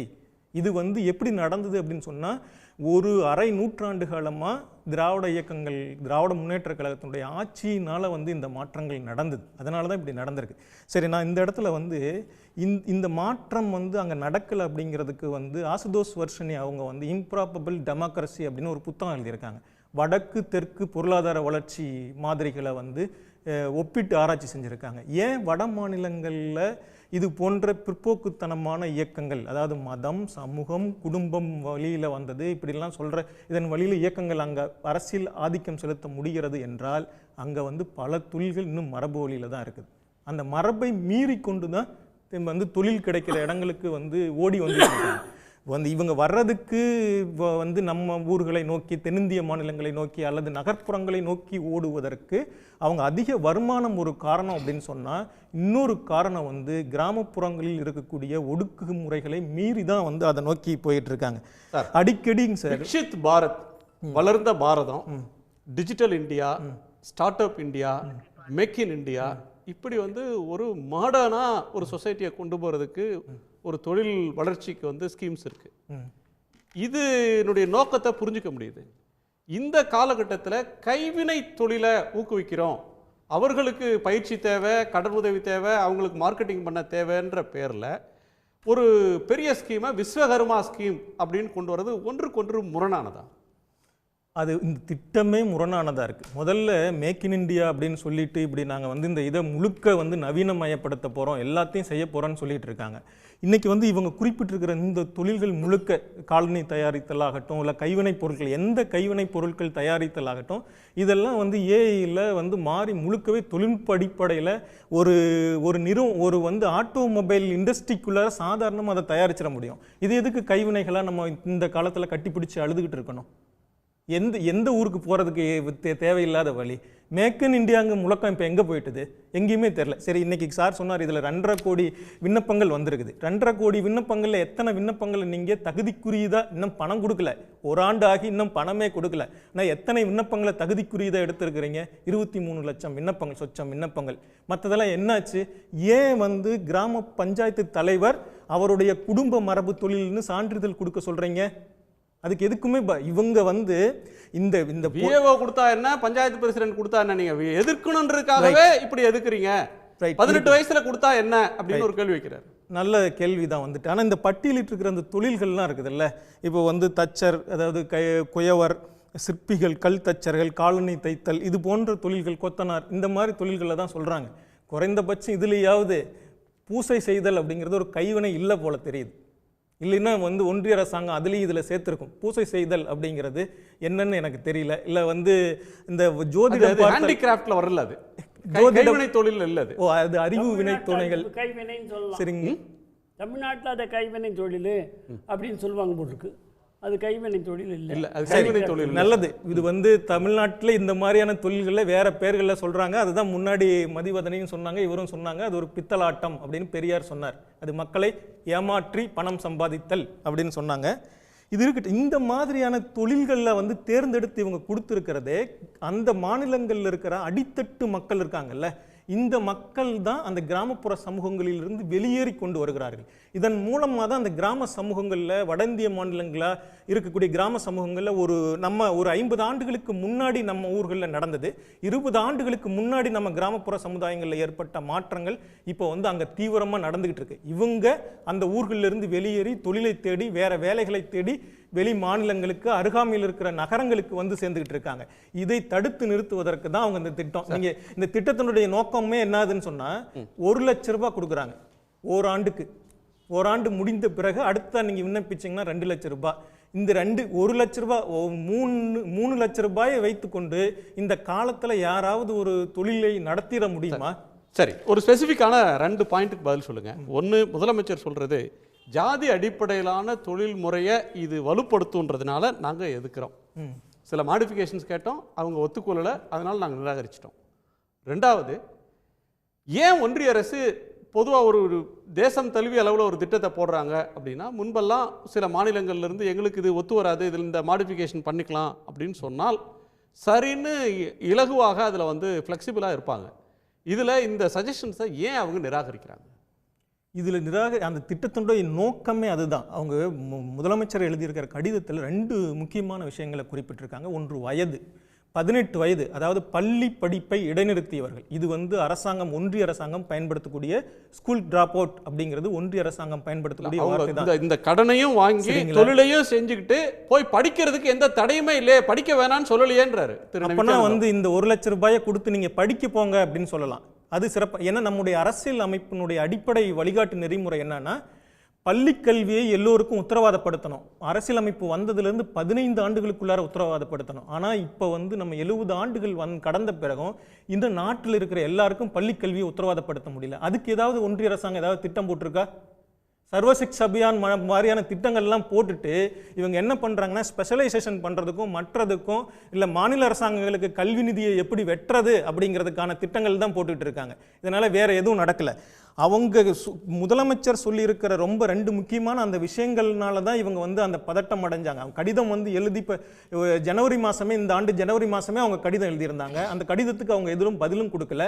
இது ஒரு ஆய்வுக்குழு அமைச்சு தான் இதன் அடிப்படையில் பிரச்சனையாக இருக்குது. 18 வயதில் ஒருத்தரை வந்து அவங்க குடும்ப தொழில தள்ளுறது இருக்குல்ல, அவரே சொந்த இதில் ஏதோ தப்பி பிழைத்து அருகாமையில் இருக்கிற நகரங்களுக்கு போய் வேற ஒரு தொழிலை கற்றுக்கிட்டு ஊருக்கு போய் அவர் சைக்கிள் கடை வைக்கலாம், இன்னொரு இது வைக்கலாம், ஏதோ ஒரு இது பண்ணியிருக்கலாம். ஆனால் அவர் அதுக்கும் போக விடாமல் நீங்கள் இதுக்கே இருங்க அப்படின்னு சொல்கிறதுக்கான திட்டம் தான் இது. இப்படித்தான் தொடர்ச்சியாக இந்த அரசாங்கம் வந்து செயல்பட்டு இருக்கு. ஜாதியின் பிடிக்குள் மீண்டும் ஒரு நவீன கடனை எதையோ ஒன்று கொடுத்து மீண்டும் அதை அப்படியே கிராமப்புறத்தில் சாதிய சமூக அமைப்பிற்குள்ளாரையே இருப்பதற்கான திட்டங்கள் தான் இது. இவங்க அடிக்கடி வந்து மரபுக்கு என்னங்க அர்த்தம் அப்படிலாம் எங்கேயாவது விளக்கம் இருக்குதாங்க அப்படின்னு சொல்லிட்டு இருக்காங்க. நேற்று சுப்ரீம் கோர்ட் கொடுத்திருக்கக்கூடிய தீர்ப்பு இதே புதுச்சேரியிலிருந்து ஒருத்தர் வந்து தன்னை வந்து எஸ்சி சர்டிஃபிகேட் கேட்கறதுக்காக அந்த வழக்கு 2015 நீண்ட காலமாக நடந்திருக்கக்கூடிய வழக்கு. அந்த வழக்கில் வந்து நீதிபதி பங்கஜ் மிட்டலும் ஆர் மகாதேவன் என்ன சொல்லியிருக்காங்க கொடுத்திருக்கிற இது என்னதுன்னா, இந்து மதத்தை பின்பற்றுவதாக சொல்வதனால் அவருடைய சாதி சமூகத்தினர் சான்றிதழ் அளிக்கணும் அப்படின்னு சொல்றாங்க. நீ வந்து வள்ளுவன் அப்படின்னு சாதியை சேர்ந்தவர்னா உன்னுடைய சாதியை சேர்ந்தவர் அப்படின்னு அந்த சாதிக்காரர் தான் அப்படிங்கிறதுக்கு சான்றிதழ் வேணும், ஜாதிக்காரங்கெல்லாம் சொல்லணும் அப்படின்னு சொல்றாங்க. இது இந்து மரபு என்பதே பெரிய சாதி மரபு தான். இதை வந்து மறைச்சிட்டு ஏதோ வந்து இல்லை நாங்கள் இந்து மரபுக்குள்ளார சாதி இல்லைங்க, இதெல்லாம் இல்லைங்க அப்படின்னு சொல்லிக்கிட்டு இருக்கிறது யாரை ஏமாற்றுவது? நன்றி காமராஜன். நிறைவு பார்வை. மதம் மாறிய காரணத்தினால மதம் மாறியும் இந்து என்று கேட்டதற்காக தீர்ப்பு வந்திருக்கு. மடை மாற்றம் செய்ய வேண்டாம். ஆமாம், சரியா சொன்னார். ஆமாம், அதாவது முதல்ல வந்துங்க ஒரு 18 வயசு குறித்து நீங்கள் பேசுகிறீங்க. 40 வயசு 45 வயசில் இருக்கிறவங்க தனக்கு நிதி கிடைக்காதா, தான் செய்கின்ற கைவினை தொழிலை மேம்படுத்த மாட்டோமா, இந்த 1 லட்சம் ரூபாய்க்காக ஏங்குறவங்க நிறைய பேர் இருக்காங்க. கோயம்புத்தூர் நீங்கள் சொன்னீங்க பொற்கொள்ளர்கள் வந்து பாருங்க. மிகப்பெரிய உதவி. முதலமைச்சர் கேட்கிற இந்த சேஞ்சஸ் மாடிஃபிகேஷன்ஸ் அவங்க செஞ்சு போலாமே. அது 45 வயசுக்காரர் பயனடை வரலங்கிற அது மாதிரி கண்டிஷனே கிடையாது சார். நீங்க பயிற்சி கொடுக்கறதுக்கு எல்லாருக்கும் தயார் சார். இதுல சாதி வெல்ல ஒண்ணு, அது முதல் தவறான கருத்து. யாரு வேணாலும் செய்யலாம், உங்களுக்கு பயிற்சி இருந்தா போதும், அவ்வளவுதான். ஒன்று சாதி வர்றது இல்லை.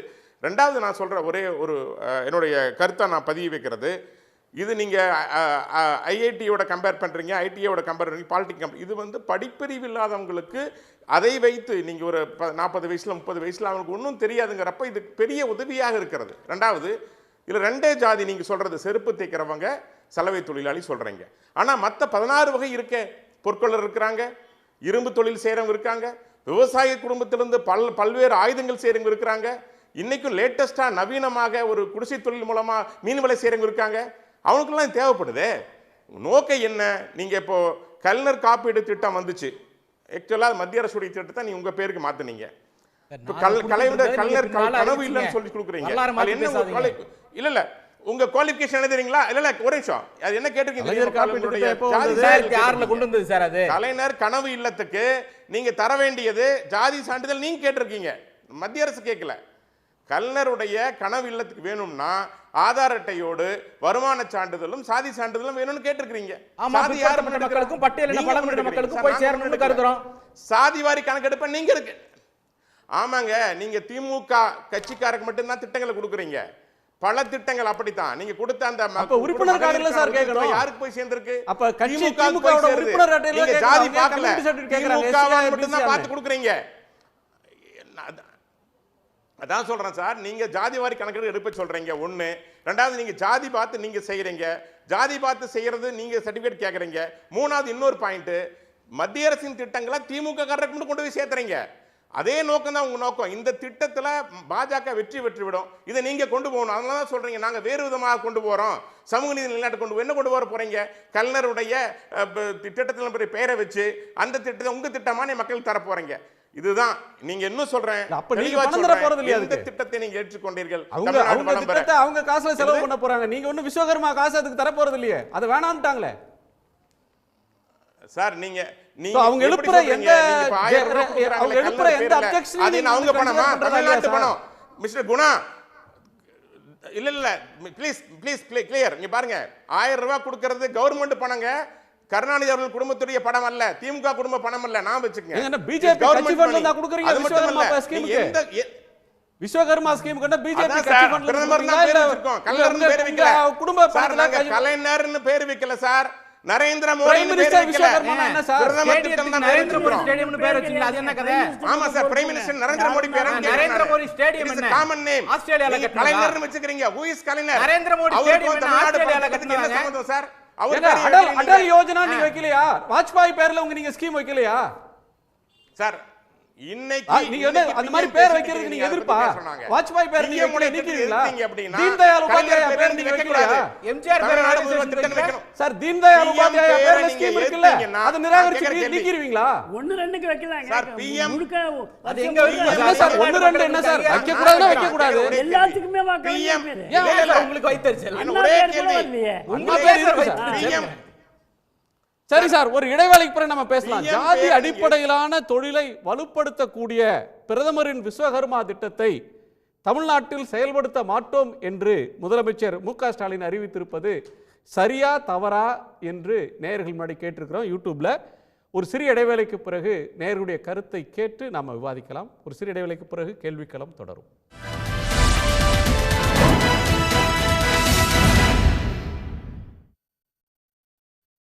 சாதி அடிப்படையிலான தொழிலை வலுப்படுத்தக்கூடிய பிரதமரின் விஸ்வகர்மா திட்டத்தை தமிழ்நாட்டில் செயல்படுத்த மாட்டோம் என்று முதலமைச்சர் திரு மு.க. ஸ்டாலின் அறிவித்திருப்பது தொடர்பாக ஒரு கேள்வி நேர் முன்னாடி கேட்டிருந்தோம். ஏறத்தாழ 15,000க்கும் மேற்பட்டவர்கள் யூடியூப்பில் தங்களுடைய கருத்தை பதிவு செய்திருக்கிறாங்க. சரி என்று 80% பேர் கருத்து தெரிவிச்சிருக்கிறாங்க.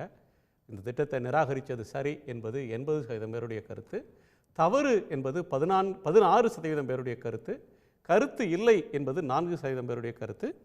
நிறைவு கருத்து எல்லாத்தையும் கேட்டுறேன். திரு சூர்யா, அவங்க நிறைவு கருத்து சுருக்கம். அடிப்படையில் 4 விஷயம். ஒன்று வந்து இவங்க சாரா இருக்கட்டும், நாகராஜ் சாரா இருக்கட்டும், இவங்க 2 பேருமே வந்து பிஎம் முன்வைத்த அந்த பிஎம் விஸ்வகர்மா யோஜனா டாக்குமெண்ட்டுக்கு முரணாக தான் தொடர்ச்சியாக பேசிகிட்டே இருக்கிறாங்க. சிஎம்னுடைய அறிக்கையை அடிப்படையிலேயே பார்க்காமல் தான் சார் பேசிகிட்டு இருக்கிறாங்க. இது ஒன்று. ஏன் அப்படின்னா, பிரைம் மினிஸ்டரே 20/9/2024 வர்தாவில் பேசும்போது, மகாராஷ்டிராவில் பேசும்போது இந்த திட்டம் குறித்து என்ன சொல்கிறாருன்னா, அவர் traditional skills have been predominantly practised by SC, ST and OBC community. இந்த பட்டியலிடப்பட்ட இந்த ட்ரெடிஷ்னல் ஸ்கில் இருக்குல்ல, மரபு சார்ந்த தொழில்கள், மரபு சார்ந்த திறன்கள், இது பட்டியலினத்தவர், பழங்குடியினர், ஓபிசி இவங்களை மையப்படுத்தி தான் இருக்கு, அவங்க தான் பிராக்டிஸ் பண்றாங்க பிரிடாமினண்டா அப்படின்னு சொன்னது திமுக தலைவர் கிடையாது, பாஜகவினுடைய பிரதமர், இந்தியாவினுடைய பிரதமர் மோடி. அப்ப இதுல இருந்து நம்ம என்ன புரிஞ்சுக்கலாம் அப்படின்னா, இந்த திட்டமே சாதிகளால் மரபு வழியாக பின்பற்றப்படக்கூடிய தொழில் அடிப்படையிலான ஒரு திட்டம். ரெண்டாவது, இதுல எஸ்சி எஸ்டி ஓபிசிக்கான ஸ்கில் தான் இருக்கே தவிர முன்னேறிய சாதிகளுக்கான ஸ்கில் பேஸ்ட்ல இதுல எதுவும் இல்லை. அப்ப என்ன சொல்றீங்கன்னா, முன்னேறிய சாதிகள் குடும்ப அடிப்படையில் மரபு வழியிலான தொழிலை செய்ய வேண்டாம், நீங்க படிச்சுட்டு முன்ன போங்க. பிற்படுத்தப்பட்ட பட்டியலின பழங்குடியின சாதிகள் உங்களுடைய குடும்ப அடிப்படையிலான சாதி அடிப்படையிலான ட்ரெடிஷனல் ஃபேமிலி பேஸ்டு ட்ரெடிஷனல் ட்ரேட்ல ஈடுபடுங்க அப்படின்னு பிரதமரே இதை வந்து சான்றிதழ் அளிக்கிறாருங்கிறது தான் ஒண்ணு. ரெண்டாவது, தமிழ்நாடு இதை எடுத்த எடுப்புல நிராகரிக்குதான்னு கேட்டா இல்ல. ஏன்னா 4/1/2024 முதலமைச்சர் கடிதம் எழுதுறாரு. நாங்க இதை படிச்சோம், ஒரு ஆணையம் அமைச்சோம், ஒரு குழு அமைச்சோம், அந்த குழு 3 பரிந்துரைகளை கொடுக்குது, அந்த 3 மட்டும் கரெக்ட் பண்ணி கொடுங்க, நாங்க இம்ப்ளிமெண்ட் பண்றோம்னு கேட்கிறாரு. ஆனால் அதை கரெக்ட் பண்ணுவது குறித்து எந்த பிரங்கையுமே இல்லாம, எந்த பதிலுமே இல்லாம 15/3/24 அவங்க ஒரு திருப்பி ஒரு கடிதம் எழுதுறாங்க. அப்ப தமிழ்நாடு வைத்த கோரிக்கையை நிராகரித்திருக்கிறார்கள், தமிழ்நாடு அமைத்த கமிட்டியினுடைய பரிந்துரை நிராகரித்திருக்கிறாங்க. அதனால நாங்க நிராகரிக்கிறோம் சொல்றோம். கடைசியா ஒரே ஒரு விஷயத்தோட முடிக்கிறேன். நீங்க ஏன் 18 வயது 35 வயதுங்கிற கேம்ல இவங்க திருப்பி திருப்பி திருப்பி போய் விழுந்துட்டு இருக்காங்க? தமிழ்நாட்டை பொறுத்த வரைக்கும் உயர்கல்விக்கு போகக்கூடிய மாணவர் விகிதம் 50% மேல. பீகார்ல 17% தான், 24% போற ஊபியில போய் இம்ப்ளிமெண்ட் பண்ணுங்க, 28% போற மத்திய பிரதேசல போய் இம்ப்ளிமெண்ட் பண்ணுங்க, 35% போற குஜராத்ல போய் இம்ப்ளிமெண்ட் பண்ணுங்க. தமிழ்நாட்டில் 17 வயது நிரம்பிய ஒரு மாணவன் பள்ளிக்கூடத்தில் படிச்சுட்டு கல்லூரிக்கு போகலன்னா ஏன் போகலன்னு கூப்பிட்டு போன் போட்டு விசாரிக்கக்கூடிய டிராக்கிங் மெக்கானிசம் கொண்ட ஒரு மாநிலம் தமிழ்நாடு. எங்களுக்கு இது அடிப்படையிலே முரணாக இருக்கிறதுங்கிறது தான் பிரச்சனை. திரு நாகராஜ், உங்க நிறைவு பார்வை சுருக்கமா. அதாவதுங்க, ஒரு நல்ல திட்டங்களை இது மட்டுமல்ல, இது மாதிரி ஒரு சப்பை உப்புச்சப்பில்லாத காரணத்தை சொல்லி தொடர்ந்து ஒதுக்குவது என்பது தமிழ்நாட்டிற்கு, தமிழக முதல்வருக்கு இது புதிதல்ல. ஒரு தனித்தீவாக தமிழ்நாட்டை நம்முடைய முதல்வர் அவர்கள் மாற்றிக் கொண்டிருக்கிறார் என்பதற்கு புதிய கல்விக் கொள்கையை ஏற்றுக்கொண்டாரா, அணை பாதுகாப்பு மசோதாவை ஏற்றுக்கொண்டாரா, ஒரே நாடு ஒரே தேர்தலை ஏற்றுக்கொண்டாரா, ஒரே நாடு ஒரே ரேஷனை ஏற்றுக்கொண்டாரா, சாகர்மாலாவை ஏற்றுக்கொண்டாரா, ஆர்டிகிள் 370 ஏற்றுக்கொண்டாரா, குடியுரிமை திருத்தச் சட்டத்தை ஏற்றுக்கொண்டாரா, முத்தலாக் சட்டத்தை ஏற்றுக்கொண்டாரா, நீட்டை ஏற்றுக்கொண்டாரா, எக்கனாமிக் ரிசர்வேஷன் அந்த செக்ஷன் அதை இடபிள்யூஎஸை ஏற்றுக்கொண்டாரா, கவர்னரை ஏற்றுக்கொண்டாரா, பிஎம் ஸ்ரீநிதியை ஏற்றுக்கொண்டாரா, நவோதயா பள்ளிகளை ஏற்றுக்கொண்டாரா, இல்லை புதிய குற்றவியல் சட்டத்தை ஏற்றுக்கொண்டாரா, விவசாய சட்டங்களை ஏற்றுக்கொண்டாரா, எலக்ட்ரோல் தேர்தல் பாண்டை ஏற்றுக்கொண்டாரா என்று நான் பட்டியலிட்டால் இந்த மாநிலம் மிகவும் திராவிட முன்னேற்ற கழகத்துடைய சாதனை பட்டியலிட்டதுக்கு நன்றி சார். திமுக தலைவருடைய திராவிட முன்னேற்ற தமிழ்நாடு சாதனை இந்த அளவுக்கு மோசமாக மக்கள் நல திட்டங்களை தொடர்ந்து புறக்கணித்துக் கொண்டிருக்கின்ற, மசோதாக்களை புறக்கணிக்கின்ற பலனை எதிர்காலம் அனுபவிக்கும். அதனுடைய பங்களிப்பு, திமுகவுடைய பங்களிப்பு மிக அதிகமாக அதுக்கு இருக்கும். அது பெரிய பெரிய பங்களிப்பு திமுகவுடைய இருக்கும் தமிழ்நாட்டின் பின்னோக்கிய வளர்ச்சிக்கு. அதை முதல்வர் அவர்கள் மறந்துவிடக்கூடாது. இது மிக அருமையான திட்டம். இதை செயல்படுத்த வேண்டும் என்று நான் மீண்டும் முதல்வரை உங்கள் கோரிக்கையாக வைக்கின்றேன், கேட்டுக்கொள்கின்றேன். நன்றி சார். வழக்கறிஞர் மதிவதனி. பிஜேபி ஏன் ஒரு சீட்டு கூட வாங்கல, திமுக ஏன் 40 சீட்டு வாங்குச்சுன்றதுக்கான ஆதாரத்தை ஜி.கே. நாகராஜ் சார் அவர்கள் விவரித்திருக்கிறார். அதுக்கு முதல்ல நன்றி. இது எதையுமே நாங்கள் ஏற்றுக்கல, திமுகவாக இருக்கட்டும், திகாவாக இருக்கட்டும், தமிழ்நாடாக இருக்கட்டும். காரணம் என்னன்றதை நான் சுருக்கமாக சொல்லிடுறேன். ஆர்எஸ்எஸ்னுடைய சித்தாந்தத்தினுடைய அரசியல் வழிதான் பிஜேபி. ஆர்எஸ்எஸ்னுடைய தலைவர்கள் கோல்வால்கரும் சரி, ஷாவர்கரும் சரி ரொம்ப தெளிவாக ஹிந்து சோஷியல் ஆர்டர், இந்த இந்து கட்டமைப்பு, இந்த சோஷியல் ஆர்டர் அப்படியே இருக்கணும்னு விரும்புகிறாங்க. அதில் கோல்வால்கர் சொல்கிறாரு இந்த ஈக்குவாலிட்டி, சமத்துவம் அப்படின்றதெல்லாம் கட்டுக்கதைன்றாரு. சாவர்கர் சொல்கிறாரு இந்து மதத்தினுடைய யூனிக்னஸ், தனித்துவமே இந்த சோஷியல் ஆர்டர் தான், இந்த 4 படிநிலை தான், பிராமண வைஷ்ய சத்திரிய சூத்திரர் தான் அப்படின்னு சொல்கிறாங்க. அப்போ அந்த பின்புலத்தில் வந்தவர்கள் இப்படியே இந்த மக்கள் இருக்கணும்னு சொன்னால், இந்த வர்ண அடிப்படையில் ஜாதி அடிப்படையில் பிரிஞ்சிருக்கணும்னு சொன்னால் கல்வி போய் சேர்ந்துடக்கூடாதுன்றது தான் ஆர்எஸ்எஸ் பிஜேபியுடைய அஜெண்டா. அதை தமிழ்நாடு புரிந்து வைத்திருக்கிறது, தமிழ்நாட்டின் முதலமைச்சர் புரிந்து வைத்திருக்கிறார், திமுக புரிந்து வைத்திருக்கிறது. அந்த காரணத்தினால்தான் விஸ்வகர்மா யோஜனாவை எதிர்க்கிறோம்.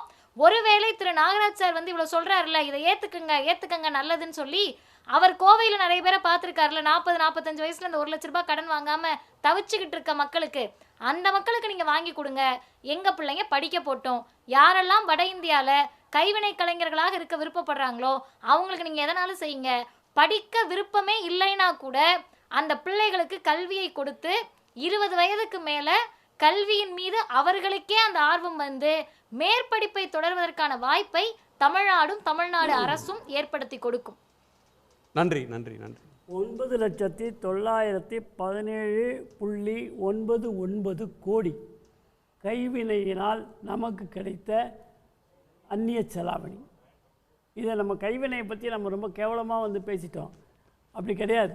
கைவினை தொழிலுங்கிறது இந்த அளவுக்கு நாட்டுக்கு வருமானத்தை தேடி கொடுத்துருக்கிறது. அது மட்டுமல்ல, உலகம் முழுவதுமே தேவைப்படுகின்ற கார்பெட் என்று சொல்லுங்கள், நீங்கள் கீழே போட்டிருக்கீங்களே, இதனுடைய 40 விழுக்காடு இந்தியாவில் இருக்கக்கூடிய ஹேண்டிகிராஃப்ட்ஸ் கைவினை கலைஞர்கள் தான் செய்து அனுப்புகிறார்கள். இதையும் நாம் புரிஞ்சுக்கணும்.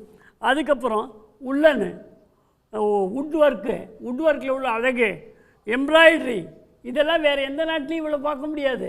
இங்கே அந்த கைவினைஞர் தான் பண்ண முடியும்.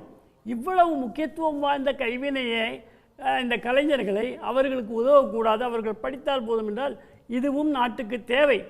இந்த பங்கும் அது அரசு செய்யும். அவர்கள் படிக்கக்கூடாது என்று சொல்லவில்லை. இருங்க, நீங்கள் இப்போ இறுதி சுற்றுங்க. இதே சும்மா இருங்க, சும்மா எப்போ பார்த்தாலும் 59,60,367 பேர் இதுக்காக கொடுத்துருக்காங்க, கேட்டிருக்காங்க.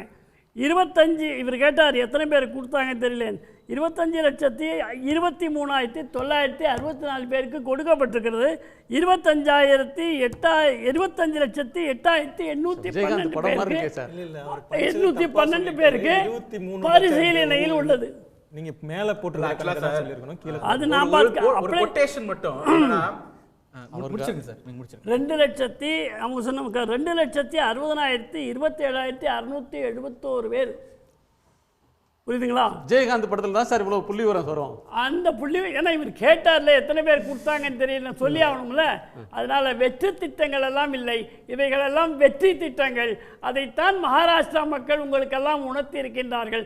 வரலாறு காணாத 3வது முறையாக இதுவரை சுதந்திர இந்தியாவிலே பெறாத இடங்களை மகாராஷ்டிராவிலே பாரதிய ஜனதா தலைமையிலான கூட்டணி வெற்றி பெற்றிருக்கிறது என்று சொன்னால் இப்படிப்பட்ட சாதாரண எளிய மக்களுக்கான தொண்டின் காரணமாகத்தான். 2வது எஸ்சி இருக்குது, எஸ்டி இருக்குன்னு குறிப்பிட்டாங்க. இவங்க 2 பேரில் யாரோ குறிப்பிட்டாங்க. ஏன் வந்து விளிம்பு நிலையில் இருக்கக்கூடிய மக்களை உயர்த்துவதற்காக இந்த திட்டம் பயன்படக்கூடாதா? சமூக நீதின்னு யாரை நீங்கள் உயர்த்துறீங்க? அவங்கள தானே இந்த திட்டம் உயர்த்துது. சார் நன்றி சார். ஆக்சுவலாக food is grown, cloth is woven, sheep, அதாவது விதை விதைக்கப்படுகிறது, உடை தைக்கப்படுகிறது, ஆடு மாடுகள் மேய்க்கப்படுகிறது, மேனுவல் ஸ்கேவெஞ்சிங் மலம் அள்ளப்படுகிறது. இதெல்லாம் அதுபோல அது இயல்பாக நடந்து கொண்டிருக்கிறது. அதற்காக நான் கடவுளுக்கு நன்றி சொல்லுகிறேன் அப்படின்னு ராஜாஜி சொன்னார். அதுக்கு அடுத்த வரி ரொம்ப முக்கியம்.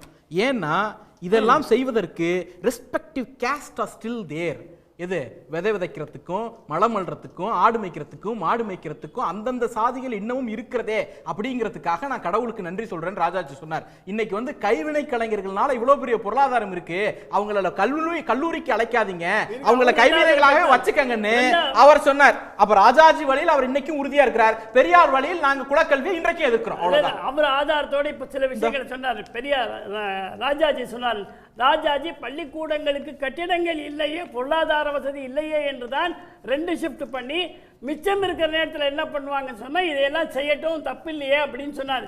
படிக்க வேண்டாம் ராஜாஜி சொல்லல, எல்லாரையும் படிக்க சொன்னார். கடவுளுக்கு நன்றி சொன்னவருடைய சிந்தனையை நீங்க இவ்வளவு உயர்த்தி பேசுறதுக்கு கூச்சப்படணும் சார். ஒரு சாதி இருக்கு, ஸ்கேவெஞ்சிங் பண்றதுக்கு ஒரு சாதி இருக்கு அப்படின்னு சொல்லி கடவுளுக்கு நன்றி சொன்னவர் ராஜாஜி.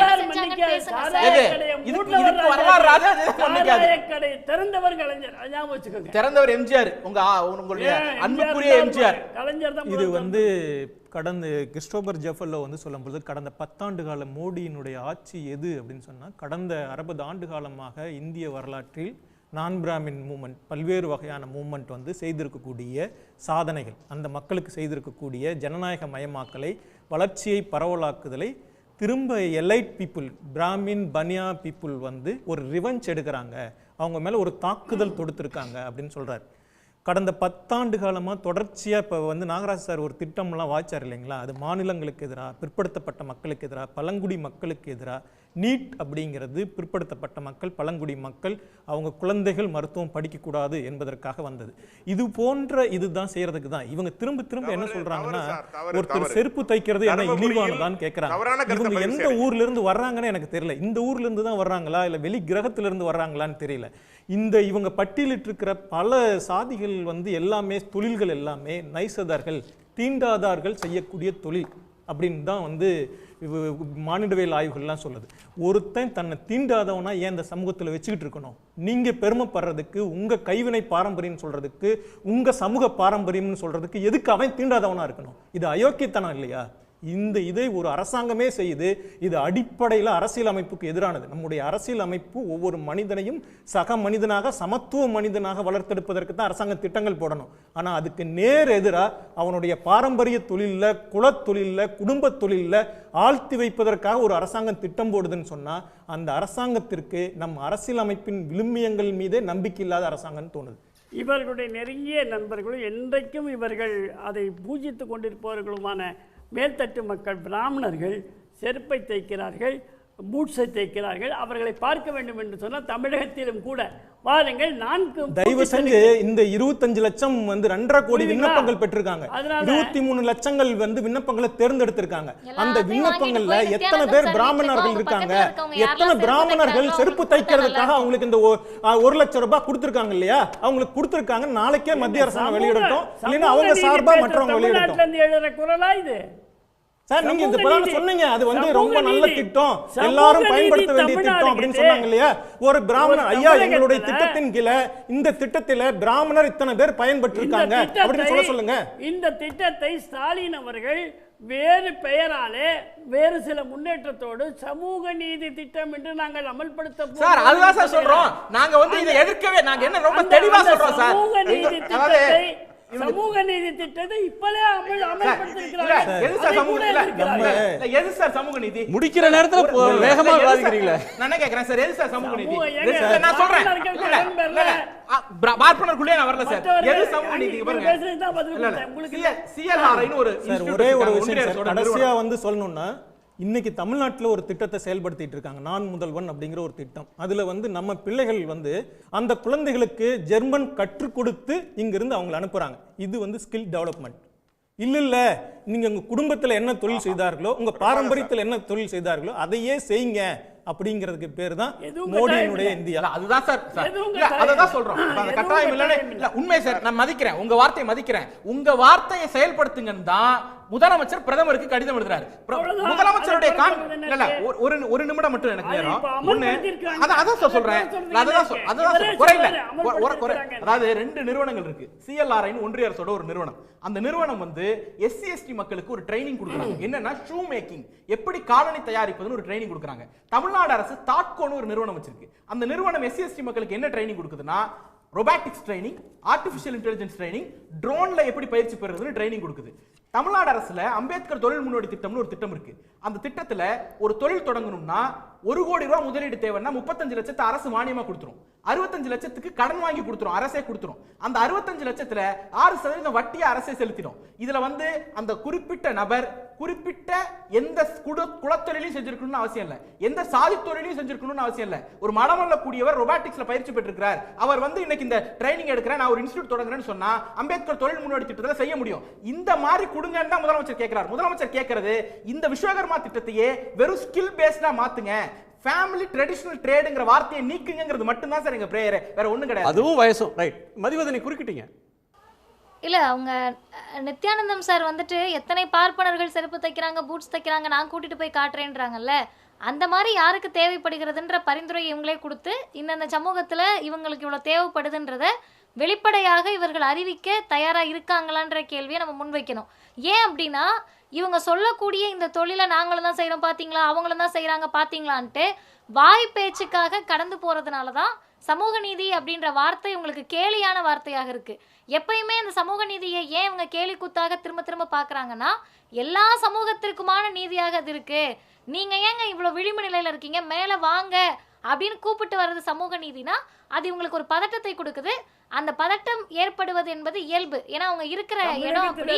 விஸ்வகர்மா யோஜனாவை வழங்கப்பட்டிருக்கிறது என்று இதை எதிர்த்து சொல்பவர்களே இங்கே ஒப்புக்கொண்டிருக்கிறார்கள். எனவே சமூக நீதிக்காகத்தான் பிரதமர் அதிகமாக நிதியை இங்கே பயன்படுத்தி இருக்கிறார். நன்றி சார், எல்லோருக்கும் நன்றி. மீண்டும் சந்திப்போம். இது கேள்விக்களம், மக்களின் மேடை.